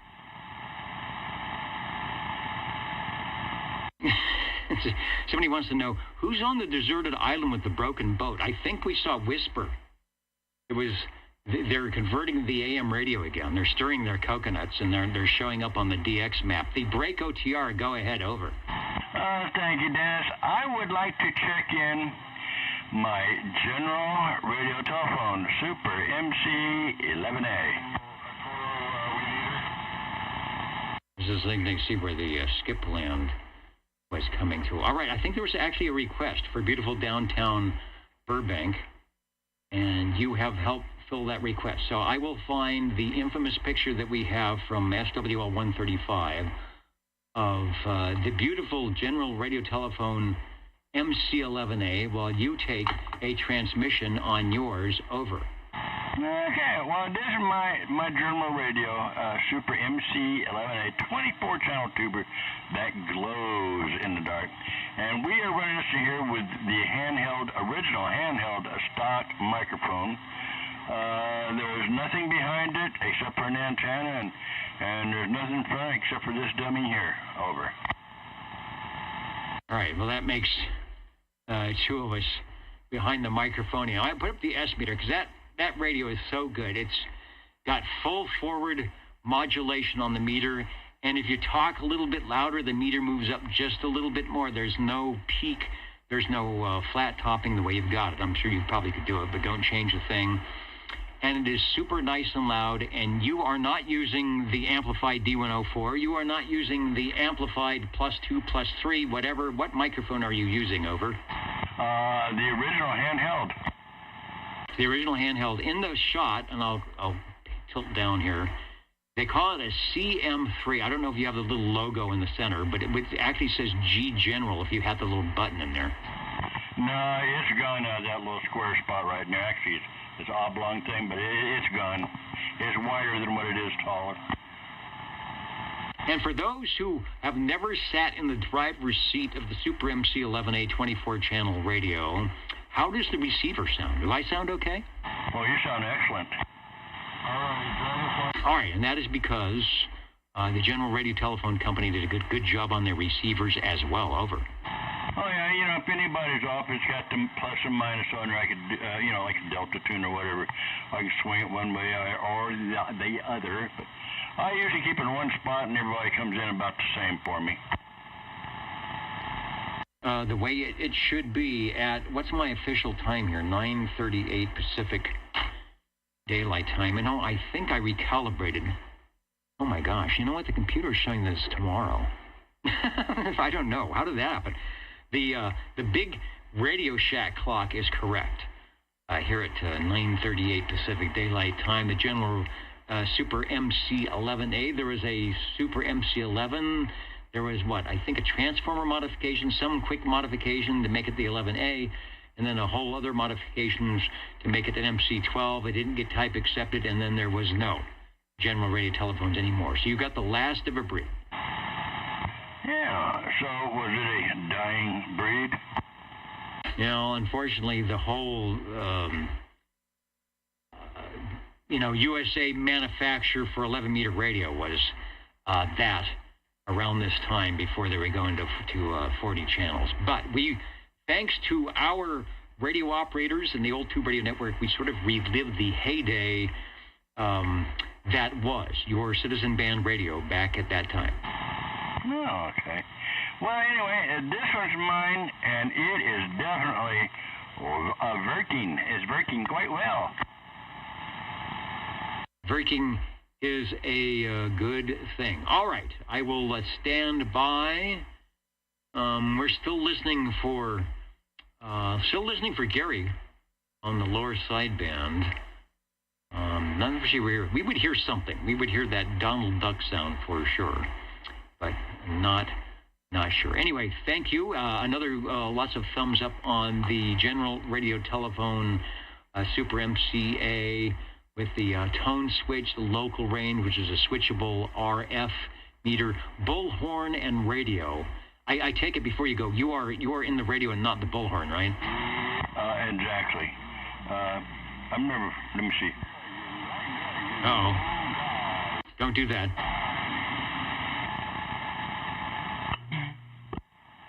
Yeah, I pushed the bullhorn and did the beep. Yeah, when I was keyed up, about broke my eardrums. Oh, so it's actually, you actually hear what you're doing. All right, well, it's probably putting the audio amplifier into your speaker, which it shouldn't. It should put it into an external speaker. All right, yeah, don't flip any switches. We're going to break it. And the A&L in or out, I would imagine if you were running it mobile, which I think it will do, that you might need the A&L, but probably not. Sounding good. Thanks for bringing it by. Over. Now, it does have a switcher distance and local. I hit the local, and it drops the signal. I hit the distance, and it brings up the signal higher for receive. Switchable, what they call RF gain, or maybe it's a 20 dB attenuator, but it is that to help if you were having adjacent channel interference, or if you were just listening for somebody that was close enough, hitting you with coming with a strong signal, you could leave it in the local, and you wouldn't be listening to all the noise in skipland, or if there was, like I said, somebody close by on an adjacent channel, that would help take care of that, but probably not necessary. But one of those nice little things on the top of the line radio they would like to add in, give you some extra knobs and buttons for your $200 or whatever these things cost. And also it has a in and out here on the NF tone, a noise filtering tone. I hit that. I keep it on the let's on the out. It's you're a lot louder, and then when I flip it onto the in, you come very soft. Yeah, probably taking out a few other frequencies and some things like that. So I'm always for whatever button on a radio that's going to make me sound better. No problem at all. Thanks for Radio 4, General Radio Telephone. Beautiful downtown Burbank, beautiful North Fresno gets together, and we get the Super MC11A. Thanks. Okay, Dennis. 14. And Sangertown, we're still getting some of that skip in there, but you are head and shoulders above said item. So bring your radio to the 4 or the desk with the big 4 on it and take a transmission. You are radio number 5. Over. Yeah, SWL 14, checking in my Browning Golden Eagle Mark III with an unamplified D104 gray bass microphone.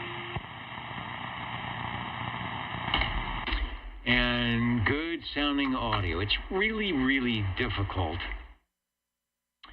You have to try very hard to mess up a Browning. They first of all, they made it so the audio is always going to sound the way it sounds, and then that's up to you to make sure that the antenna's on and the relays are set up and everything else. But good signal, nice and loud. You are well above what any noise that I'm hearing. I will endeavor to find a shot for our listeners of the radio on which you are speaking. So we'll go back to you. How are things in beautiful Sangertown? Did you guys hit 110 again? You know, it's interesting you say that. I got up early this morning. I've been starting at 6, and so I got up early, and about 7 o'clock I heard stuff hitting the window. I ran out there, and I tell you what, the wind was blowing due west and probably 60 miles an hour. I thought I was going to have a hurricane. It started raining, and I have a big, I think it's 8 by 15-foot umbrella on my patio, and it was all I could do to crank that thing down without flying away this morning. Wow, so you were under the storm cell, because I was up at about the same time, and I saw the dark clouds, but where I was, it was nice. It was breezy, and it was cool, and it was just kind of a nice, unlike where you were at, it was actually a nice time to be outside. And then later in the day, that thing that was over you went up into the hills, up into South Valley, and it created not 1, not 2, not 3, but 4 emergency alerts on the FM radio station about, if you're up in the hills, stay away from the lightning. So there you were. Hopefully you didn't grab the umbrella at the wrong time. Yeah, I was pretty concerned about it, and I was watching my antenna too, because I've been wanting to put some guy wires on it. It's only, 40 feet in the air probably, but it had my attention. So yeah, luckily I got out of that unscathed. But yeah, the old Mark III, it hasn't been in action for a while. I took a road trip to Arizona with my son, and this is the first time in a couple weeks. It seems to be working good, and I'm smelling some dust cooking off the old reverse preamp here. That's a good kind of old tube radio smell, is the burning dust. It was one of the S-meter. Looks good. Putting in a real good signal. I've got a shot of the Mark III, separate transmitter, separate receiver, the top of the line for Browning from 1972 to 76 when they were 23 channel on the transmit. I believe you can dial that in for 40 channels on the receive, and it's marked either frequency or channel-wise. Ray, around the corner from you saying it thundered and lightning bit around Minkler, but that was as close as it got. So yeah, you were definitely under the storm cell. Over. Yeah, so also obviously I have the custom Mozo control knob that somebody put on the front of the radio. Had Harvey wire it for the longer ping, and I really enjoy using it when conditions are unfavorable, because I know that screeching sound is going to make it out there. Yeah, I hear hippopotamus, when he's shooting skip. He's got a ping in the beginning, but is it real? Is it a real Browning, or is it one of those fake ones? And I don't know. I think Harvey might have hooked up, when you go to the longer ping, you can actually watch on the speaker of the receiver, you can see the eagle sort of flap its wings a little bit longer as you key up, or is it to key down? Radio number 5, Sean out in Sangertown, surviving the wacky weather that we had today. The antenna is still up, and that's a good thing, and he's on the Browning Golden Eagle Mark III SSB at the time. Even compared to the Tram, I think it was still the most expensive radio one could buy out of the box for about $700, maybe a little bit more, maybe a little bit less, brand new, and still going strong today. Over. Yeah, it is. It's working good, and the receive is working nicely. I am getting a little bit of a skip coming in, but thanks for the time for the Mark III tonight.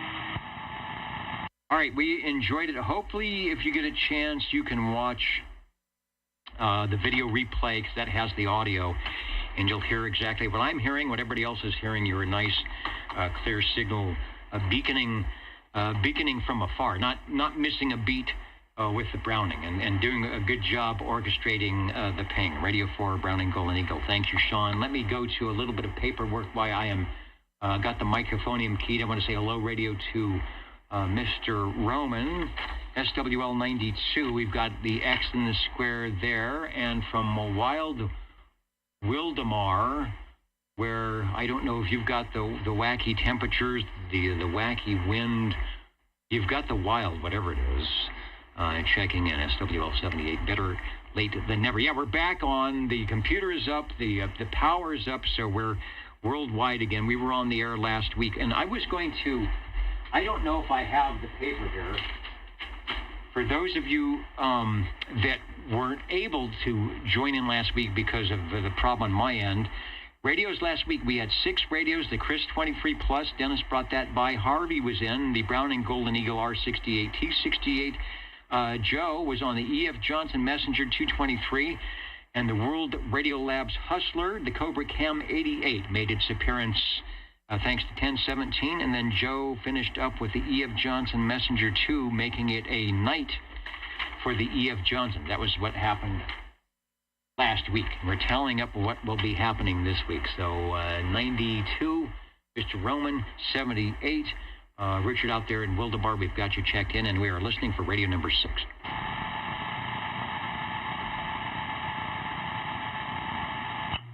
Break OTR. And the break OTR, yeah, stand by. Stand by to take your transmission when I stop talking, and I wanted to mention to Boston 97. The reason I go, not 1, not 2, not 3, not 4, is because when you're, logging these in, when you're at the radio station, each time the little EAS box breaks in, it breaks into your program. Breaks into the middle, uninterrupted. We know it's going to happen, but it's like you are required, it would be like an interruption. You are required to carry it. And back in the days of the TV station, you actually had the log. The little piece of paper comes out of the machine, and you have to put up a log saying this happened. And so the more you get, the more extra work it is for the master control operator to sit there and make sure it's logged okay, and that it's going out properly.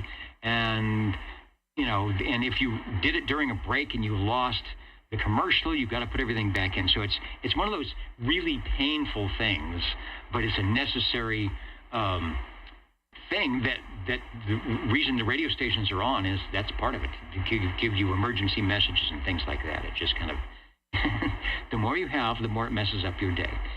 Speaking about not messing up my day, we have Radio 6. Hello, Dennis. Over. Yes, sir. The Cobra Cam 88, B&K Industries. This one has got a lot of good history in my family. Golden Eagle amplified microphone, and the original reverse preamp, the old Black Cat modulator that Dad would use to shoot skip with. And there was still skip. Uh-oh, where'd my audio? There we go. There was still skip back in the day. Depending on which solar cycle you're in. We're in 25, so we'd have to go back 23, 22, 21. It might have been 20, 21. Where you would, you turn on the radio. You can't hear the local, the mobile you want to talk to, but the skip is in. Oh, yeah. And looks like the Black Cat is doing what it's supposed to. Hopefully it still sounds good out there. And the nickname for this radio. Of course, everybody called it the old school bus because of the big knobs on the bottom and the big square speaker in the middle. Indeed. All right, I'm trying to get a shot of it here.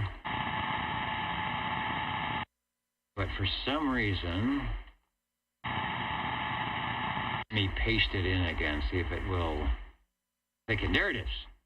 Two versions, mod light. I guess they all have the mod light. There's a switch. What is the switch below the mod light, over? The range boost.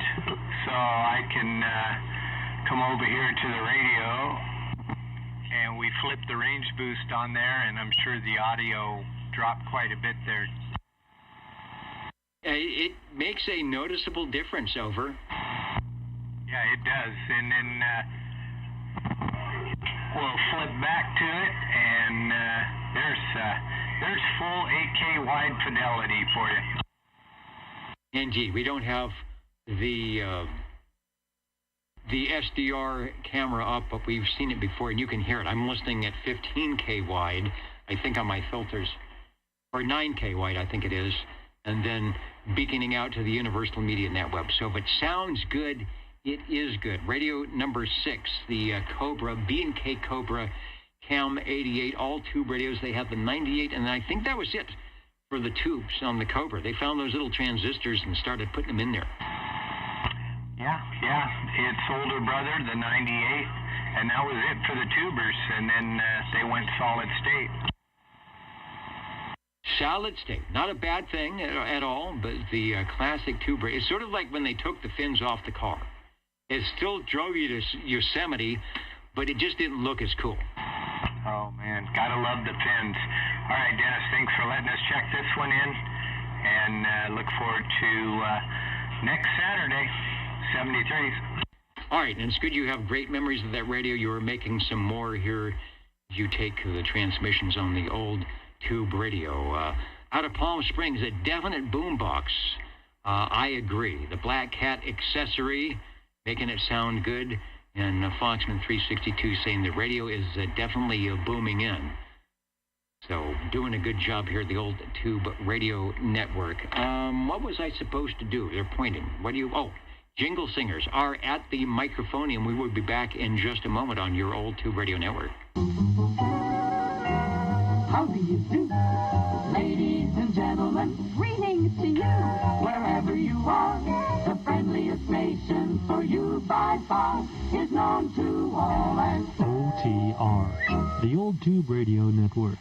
the station for you is OTR. And the other thing I was supposed to do before I unkey here, SWL52 online. I know, Aaron, I got you checked in because you were live and direct at the Fresno Amateur Radio Club meeting. We actually talked about the radio which you brought, which was the infamous and seldom seen, and it was something Model 29 from Alinco, the 220 900 megahertz Funkadelic HT. So Aaron is in the house, and we got you checked in 52 over. 14.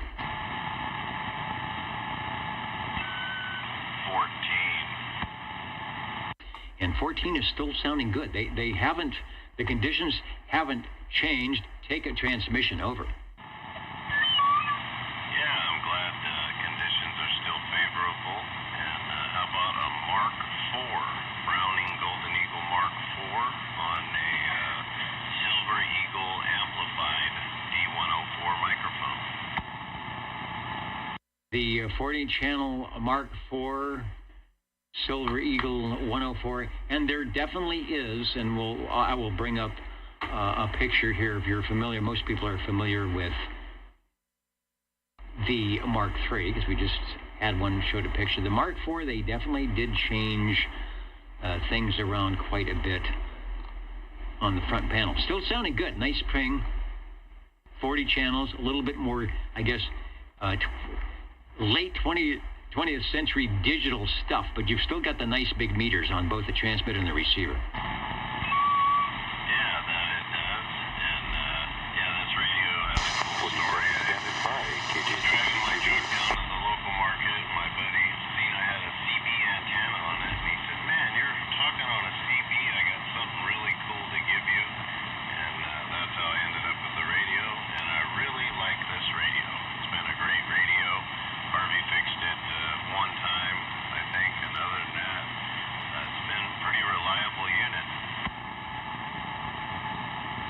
Yeah, they need a little attention now and again, and unless you bought it brand new, you never know, what could have been modified or maybe not operated in the most proper way. But it sounds like everything is good to go. Good audio, still a good signal coming in from where you are at, which is not close by at all. Thing is happening. I'm just looking at the styling. Sometimes I think they made it look older than the Mark III. Somehow the way they moved it around, but and you do have the 40-channel version, right? Yeah, 40-channel sideband. And the thing I will note about the Mark IV is it has a real modular appearance with all the screen printing. Everything is square or rectangle. The whole radio, it has as much rectangular shapes to it as it does round ones for the knobs. And that's kind of one of the visual keys that I catch the difference between the 4 and the 3. Now that you mention it, they do have, things are sectioned off almost, if you will. You've got the meter with the knobs below it, transmitter, the meter with the knobs, and then you're with the selector switches. So they might have had a little design thing. Well, let's group things around. A lot of knobs to turn. Maybe people are actually afraid of this radio. Like it's too difficult. Something like that. So we'll, I don't know if that was more in line with the electronic gear at the time where you kind of group things around. It's nice to have knobs and dials, but they got to make sense. The Browning Golden Eagle Mark IV, the Mark IV. I think I wish Jimmy was here. Produced by Browning, but in the later models might have actually been made, assembled in a different plant or something like that. But it's definitely got the Browning mark, the Laconia, New Hampshire, and it is a good thing. Back to you for transmission. Thanks for Radio 7.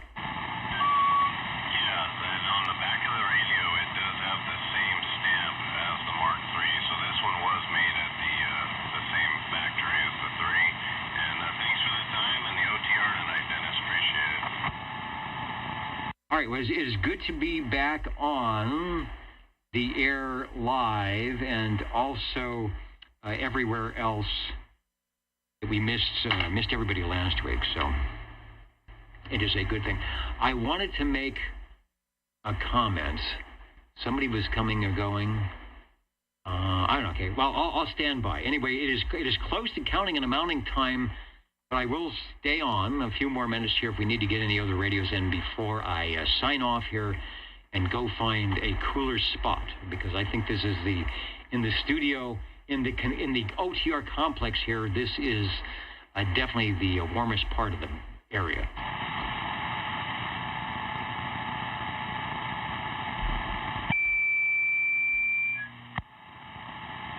Well, that's a definitive item.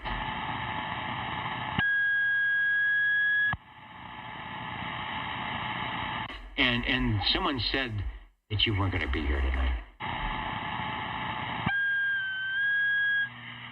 Oh, I didn't think I'd make it back.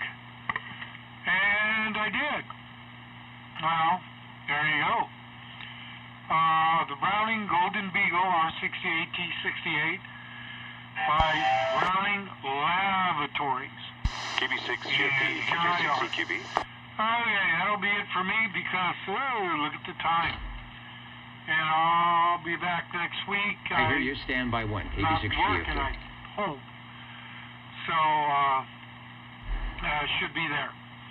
Okay, I'm going to go get something to eat, and I'll listen for a little while longer and then get something to eat. All right, we're about ready to sign out here. 47 is on the line. We will check in with him. The Beagle is sounding quite nice tonight. I think you were one of my unknown SWLs, if you were actually listening in, which you probably were, so glad you made it in. Glad you brought a radio by. That's radio number 8, and it's going to bode well for the Brownings tonight to getting them on the top of the list where they always seem to be. Go get some, as we say in the radio business, Foxtrot Double Oscar Delta. Over. You bet. Got to keep my image up. All right, whatever that is. I hope it's a good one. All right, we're going to go over to the crossband. We'll be right back. Hello, radio from KB6GFD. See what 47 is up to and get some updates on the Morrow Rock. KJ6EQV, hello, radio from KB6GFD. See if he made it back and didn't have his hair standing on edge. All right, let's try this on 11 meters. Hold on a second. All right, he's going to be joining us up on 11 meters from the Radio Shack. That's a good thing. In the meantime, let me grab the singers, as Phil would say, the singers of jingle here on the Old Tube Radio Network. What are the magic numbers? 27.085 megahertz, channel 11. Are the magic letters? OTR. Right here in Fresno, California. Radio Magic. Old Tube Radio. For you. And don't you just love that radio magic over?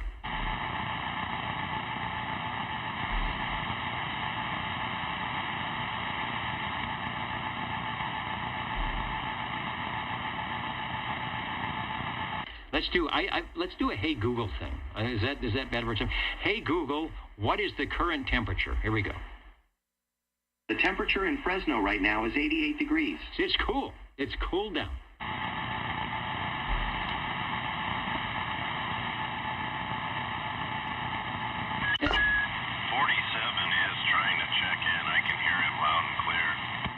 You're kidding. What frequency is he on? He's on channel 11. He's been trying for probably the last 3 or 4 minutes. I turned my amplifier off, and so then I turned it back on. I can hear him clear as a bell. That is so weird. He's much... Well, all right, I guess he's much closer to me. Doesn't want to work on 11, but 2 meters will work just fine. All right. Hold on just a second. Well... 2 meters is working just fine, W6OTR. Back in Sanger, yeah, we're going to see why this... said he heard you on 11. I didn't. I can hear everyone perfectly on 11. No one can hear me, apparently, but I guess 2 meters kind of works. Go back to your 11 meter radio. We got to figure this out. That makes no sense. You're on the right antenna, everything. Go back to the 11 meter radio, KB6GFD. Which radio is it, Mike?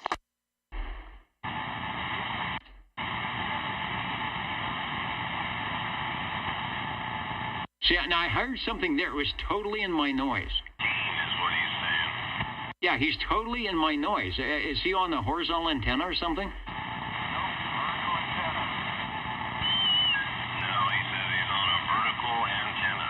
Yeah, right now, you are 1 S unit stronger than he is. Well, that's a bummer because you guys are just hitting me like crazy. I can hear you crystal clear.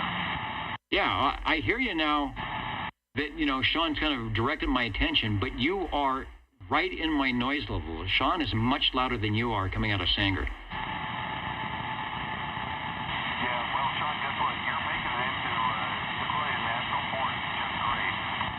Oh, no, wait a minute. 47, I appreciate the report there. Okay, wait a minute. See, that's why. See, Sean is in Sanger, which is on the way to the national park. And probably behind a hill. So, 47, you are up in the hills. Yeah, I'm back up at my little lookout that I like to do, McGee Lookout. I'm about an hour north of Morro Rock. Now, I'm trying to go back to my campsite right now. And that's just crazy because I can hear everyone crystal clear on 11 meters on the TRC 217. But I guess you can't hear me. So, sorry, at least I'm being consistent with my really poor performance out in the field, I guess. You got to stand on a ladder, remember, Mike. All right. See, I was thinking you were at home. And that is why Sean is hearing you, because he's much closer and in a better spot out towards the national park. So yeah, I hear you. You are just above my noise level, but you were beaconing across everything, and you're on a much better spot than you were before, and I think the band is much quieter now. So I definitely hear you on the 217 direct over. Okay, well, I don't know if I want to go back to that. I will say, just really quick, and then I'll shut up. Man, that was nerve-wracking on the top of that damn rock. You know, they have these warning signs. If you hear thunder, don't come up here. If you see dark clouds, don't come up here. If your hair stands up, don't come up here. I think we must have hit all but one of the criteria of don't come up on this rock, and that was if your hair stands up. I don't think I have enough hair to stand up. So that was rather nerve-wracking, but it's nice to be back up close to Hume Lake, where everything seems to be much calmer. It's actually really, really cool up here. I think it's probably, it was 64 degrees around Morro Rock. I think we're back up to about 70 here. I don't know how bad it is down there, but it's extremely nice up here in the mountains. It is 88 here, so I know what you talk about, the nice weather up there. And yes, I've been on the rock, and there is the big signs when you get to the top where the hand guardrails are with the picture saying, you shouldn't be here if you see clouds. So I was a lot of bit worried, because I know Sean was talking about the weather event he had in the morning, which was pretty big, and then it moved up into the hills exactly where you are. We had about 4 EAS alerts. It was like the place that you don't want to be. Over. Yeah, I was down in Canyon in the morning, and part of that road got washed out.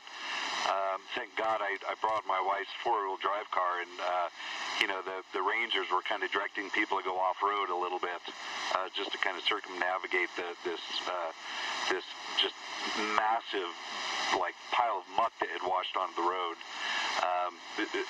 It's been pretty crazy. I'm super sorry that you can't hear me very well, and that 217, that's a bit of a bummer, but 2 meters, I guess, is better than nothing.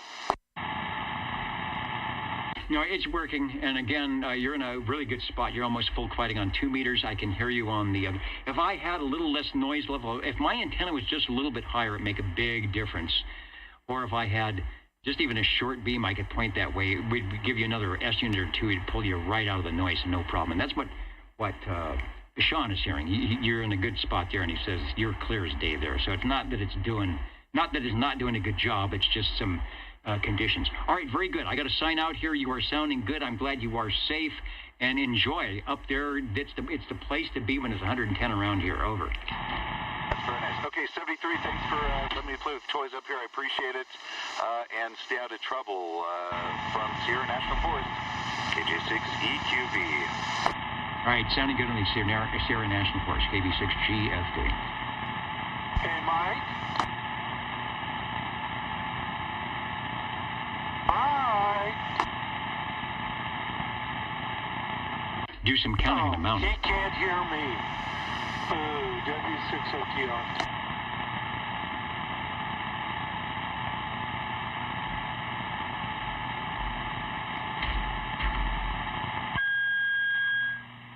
Shoot.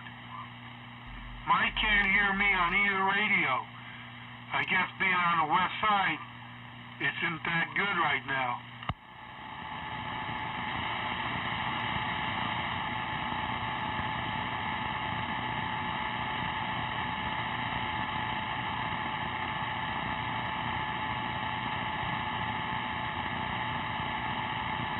Sorry, I was counting in a mounting. Well, we'll look at the difference between Sanger, which is, you know, big, loud either way, and then just a hop into Fresno. So when you're, you know, doing the DX thing, or the line of sight DX, a tree or little hill or a traffic signal makes a big block. Oh, yeah.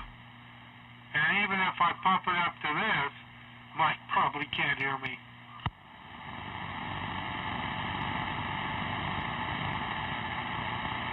Comment. Comment, go ahead, over. Yeah, I had him 3 pounds here when he was on the 11-meter radio.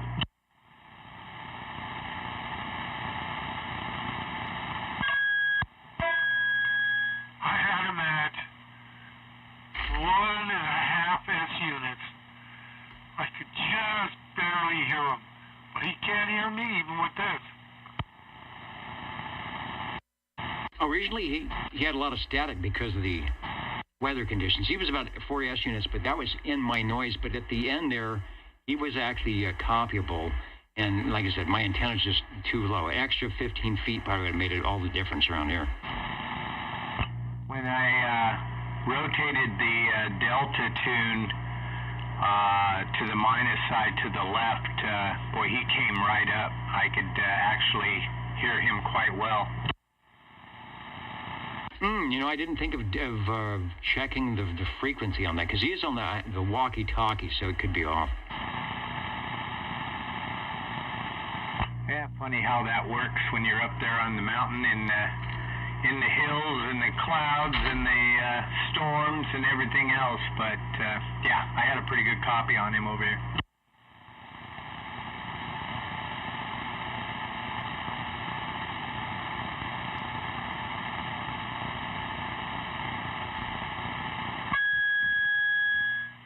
I tried to rotate my Omni.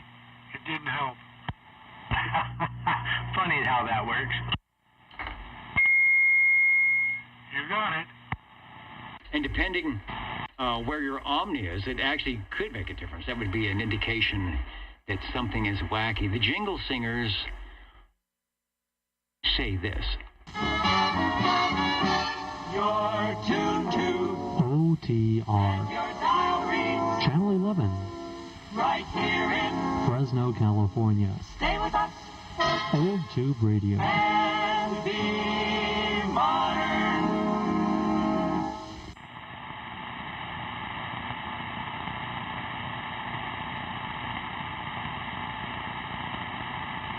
Yeah, and if Ray, 360 was by a radio, you'd probably hear him, or he'd hear at the park pretty good, because he's actually sort of on the way up to the place. All right. Okay, last call. I'm going to sign out of here at 15 after 10. We got a lot of stations that have signed out. 73 to those of you listening from near and afar, the Old Tube Radio Network.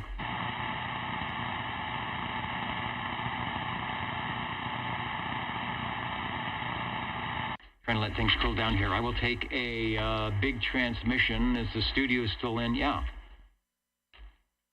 Oh boy, it is warm in the radio room tonight, but everything is working, and that's a big plus. Let's talk about shortwave listeners. Now, it was a good night. A lot of people I'm never sure when it's summertime and the weather is hot. And, it's just, you don't want to be in the radio room. We did pretty good tonight. We had 20 on page 1, 23 on page 2, 18 on page 3, 22 on page 4, for a total of, that's 83 shortwave listeners on the list. But, there are many more than that. So we welcome you. You don't have to be on any list to take a transmission or check in. We appreciate everybody who stops by to the Old Tube Radio Network. Something that we've been doing since the mid-1980s, something that you can do in your own version, wherever you might be, to get people on the air. Like, nobody's on the air. Well, this is a way to get people out, to reconnect their radios and, who is it, Dennis saying, burn the dust, or Sean or 70, burning the dust off the tubes. Radios tonight, there were 8, the most heard manufacturer. Drum roll, please. Oh, we don't have a drum roll. The same way you do have a drum roll. All right. The most heard manufacturer. This is the Old Tube Radio Network. Ladies and gentlemen, stand by. It's time now for the current OTR totals. That should be the current and final totals. The Brownings came in right at the last moment with 3 radios. Chris had 2. And we started off with those Chris radios, the 23 plus, 1017 on his, I think he said that's the gifted model, sounding good as it always does. Chris, Doughboy Chris, on his Chris 23 plus, doing a good job. Radio number 3, the Gem Marine Products G Power Mate. Then the General Radio Telephone Super MC11A for Radio 4. Thanks, Chris, for those 2. Sean and Sanger coming up with a couple tonight. The first one, the Browning Golden Eagle Mark III SSB. Skipland Cooperated.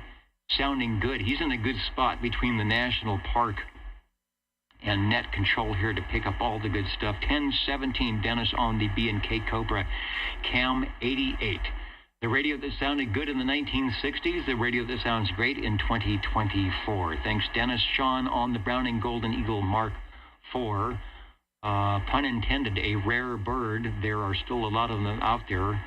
Don't know if they sound as good as the one Sean has, but we're glad it stopped by. And Harvey on the west side, who promised us that he wouldn't be here tonight, indeed managed to probably break the law somewhere on Highway 99 to return to his favorite Saturday night digs, the old Tube Radio Network, with the R68 T68.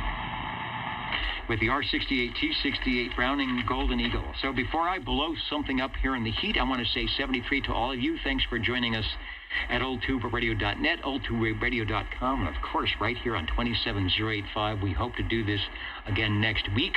Wherever you are, stay safe, stay cool, and get on the air, won't you? Good night from the Old Tube Radio Network. Thank you, Dennis. We appreciate it. It was a good night. A lot of good radios. We'll catch you later, 73s. I agree. And a knuckle-biting transmission from high atop a rock in the middle of a thunderstorm. Yeah, it was pretty cool. With the, if you've seen that walkie-talkie, that has one ginormous rod antenna sticking up. The HT and the rubber ducky, not a problem, but I don't know if I would have been as brave to stand up on the rock with a 6-foot piece of metal.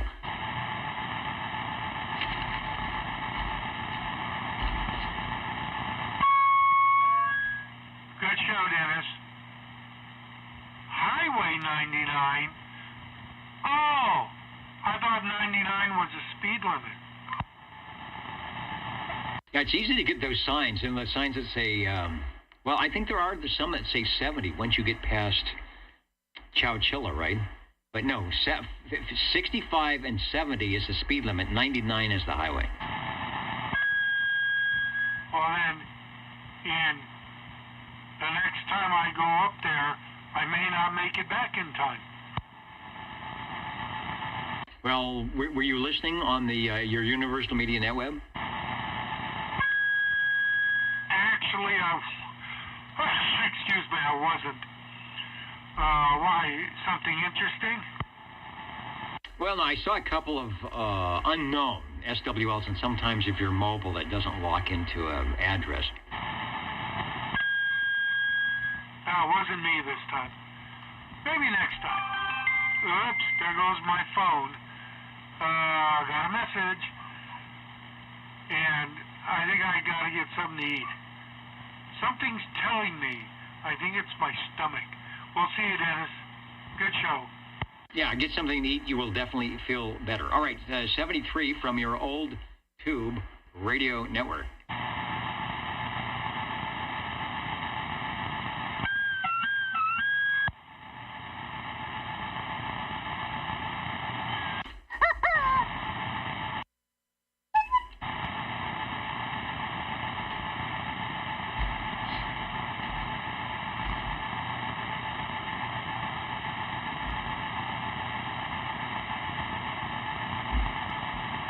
Wow, and I truly thought, Pike speak, I truly thought that we were going to get some north-south skip tonight.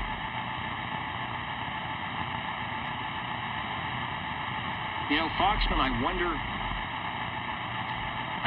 if, and there's the POTA Parks on the air for the amateur radio. I'm assuming that Pike's Peak is a active. You can activate that for parks on the air. I wonder if anybody's done that, or if there's various spots along that you can get the spotters to go out. 14,000. We have, what do we have? We have Mount Whitney. That's where Mike was tonight. Mount Whitney is actually, there's a valley, and then it's on the other side. It's like an 8-hour drive. You can't drive directly there. You got to drive all the way down, like to 395, and then back up. So it's about probably a 7-hour drive from here. It's like going to Las Vegas. But I don't know. It's Mammoth Lakes. Mammoth has a shot down here in the valley. Mount Whitney, even at 14,000 feet, might be behind some, on the other side, some 12,000 foot places and not do well. But for HF, non-line of sight, it can be good. Anyway, that's exciting. I've been on that rock before. It is you got to be in good shape to climb up that thing. Once you get to the top, you are usually out of breath. But it is a nice view of the valley. So, good stuff. All right, good night, everybody. The Old Tuber Radio Network. Now it's nice and quiet. This is a nice, quiet frequency. Over. Shh, you wake the baby. Wait a minute. I am the baby. Oh, well then. And we lost Larry. I thought for sure he'd jump in there. Remember, he said he was having weird crackle and time on the antenna, so he said he was going up on the roof. So hopefully he didn't fall off, or maybe he found the issue, but it was getting dark. And I don't know, something about being up on the roof over there, you might become more of a target. Well, yeah, speaking of which, boy, I'm glad that things turned out okay for Mr. Trump. Boy, that was something else. But yeah, hopefully Larry's not all strung up in the coax and hanging halfway down the side of the building. Well, we will find out. Yeah, that's truly scary when you realize you're up, being animated and talking and moving around, and like, a 3-inch. Let me lean this way, or let me turn my head that way. That's just scary to think about. Yeah, I had a similar event over in Afghanistan. It clipped part of my ear. I got a chunk missing, and a half an inch to the right, it would have gone right through my eyeball. They're like, that went. I heard something, and it went no mosquito. Oh, the snap as it went by. You never forget that. Yeah, I was real lucky, and of course, Mr. Trump was very lucky. But all in all, those vantage points where he was, those should have been watched very closely. So somebody dropped the ball over there. Yeah, this is the 2024, and they do pretty good about checking and vetting and things like that. So I'm sure there'll be some splaining to do. All right, I'm out of the hot seat here. Yeah, get out of that hot room, shut that baby down. I'll catch you later, 73.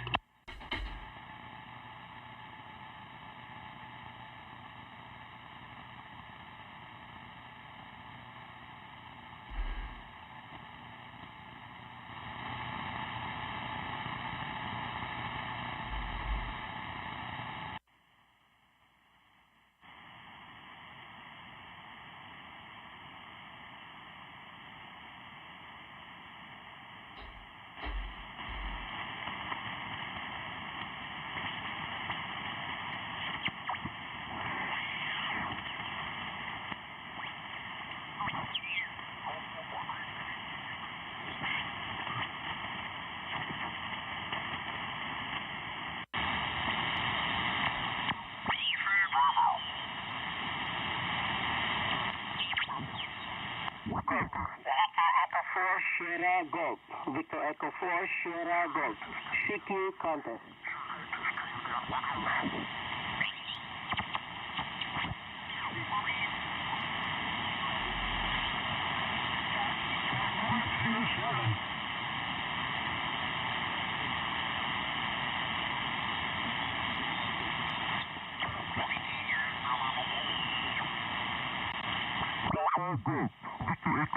Sierra Golf.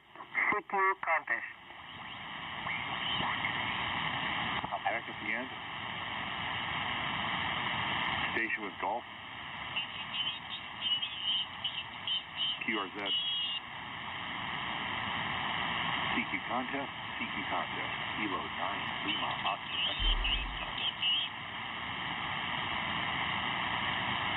Hotel Golf 8 Charlie Kilo 5908.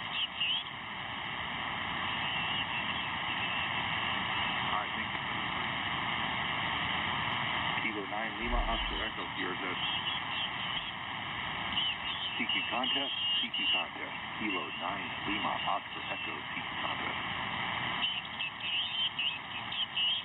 CQ contest, CQ contest. Kilo 9, Lima, Oscar, Echo, CQ contest. Kilo Alpha 7, Sierra, Charlie, Hotel, 5908. Thanks a lot, 73. CQ contest, CQ contest. Kilo 9, Lima, Oscar, Echo, CQ contest. CQ contest, CQ contest. Kilo 9, Lima, Oscar, Echo, CQ contest. CQ contest, CQ contest. Kilo 9, Lima, Oscar, Echo, CQ contest. CQ contest, CQ contest. Kilo 9, Lima, Oscar, Echo, CQ contest. CQ contest, CQ contest. Kilo 9, Lima, Oscar, Echo, CQ contest. CQ contest, CQ contest. Kilo 9, Lima, Oscar, Echo, CQ contest. CQ contest, CQ contest. Kilo 9, Lima, Oscar, Echo, CQ contest. CQ contest, CQ contest. Kilo 9, Lima, Oscar, Echo, CQ contest. CQ contest, CQ contest. Kilo 9, Lima, Oscar, Echo, CQ contest. CQ contest, CQ contest. Kilo 9, Lima, Oscar, Echo, CQ contest.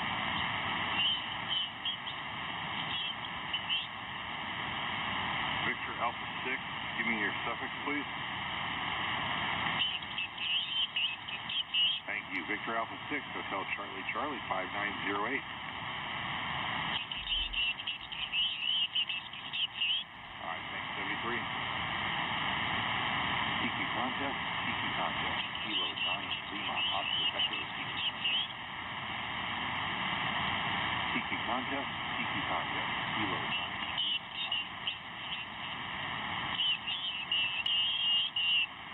CQ contest, CQ contest. Kilo 9, Lima, Oscar, Echo. CQ contest, CQ contest. Kilo 9, Lima, Oscar, Echo, CQ contest. CQ contest, CQ contest. Kilo 9, Lima, Oscar, Echo, CQ contest.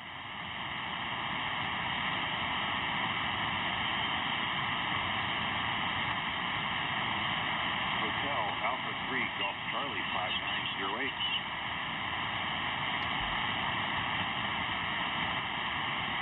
Thank you, 73. Kilo 9, Lima, Oscar, Echo, PRZ.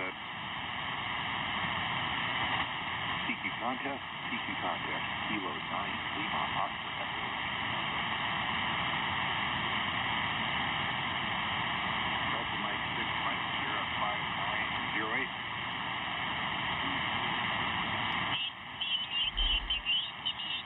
All right, thanks for the 28. CQ contest, CQ contest. Kilo 9, Lima, Oscar, Echo, CQ contest.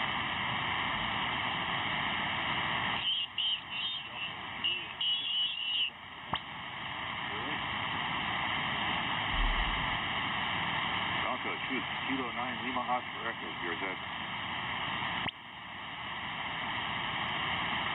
Victor Hotel 3, Hotel.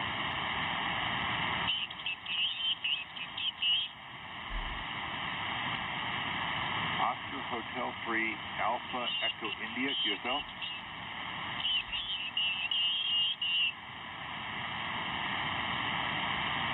Alright, Oscar Hotel 3, Uniform Alpha India 5908. Thanks for your patience, 73.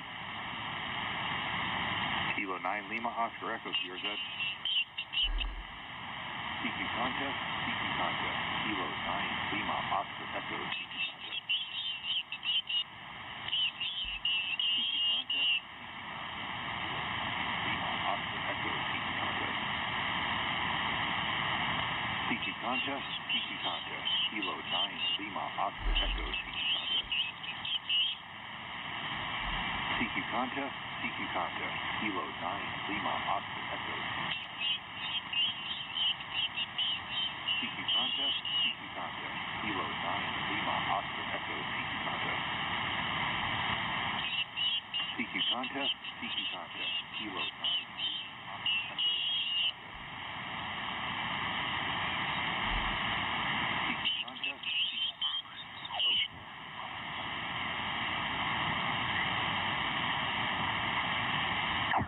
Delta QSF.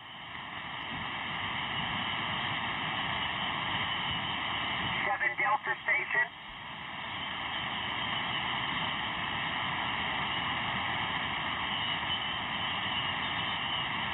Sierra November 7 Delta QSL.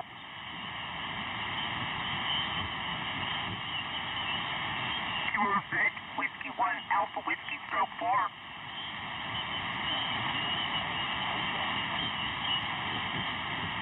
India 4 Tango Station.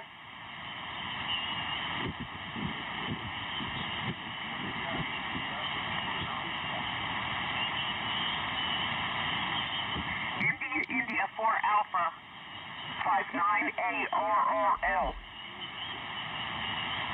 59ARRL. Thanks, Whiskey 1 Alpha Whiskey Stroke 4. Hey, Santa. Ontario. Kilo 40.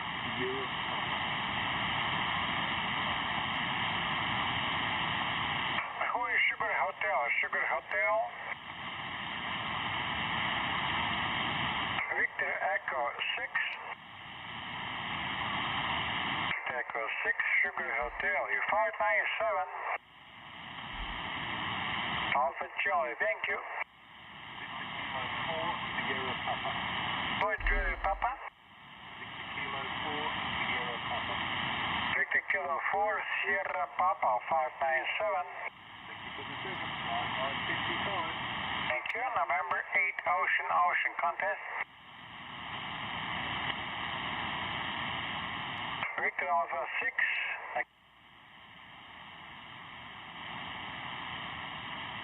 Victor Alpha 6, Alpha Golf Romeo 597.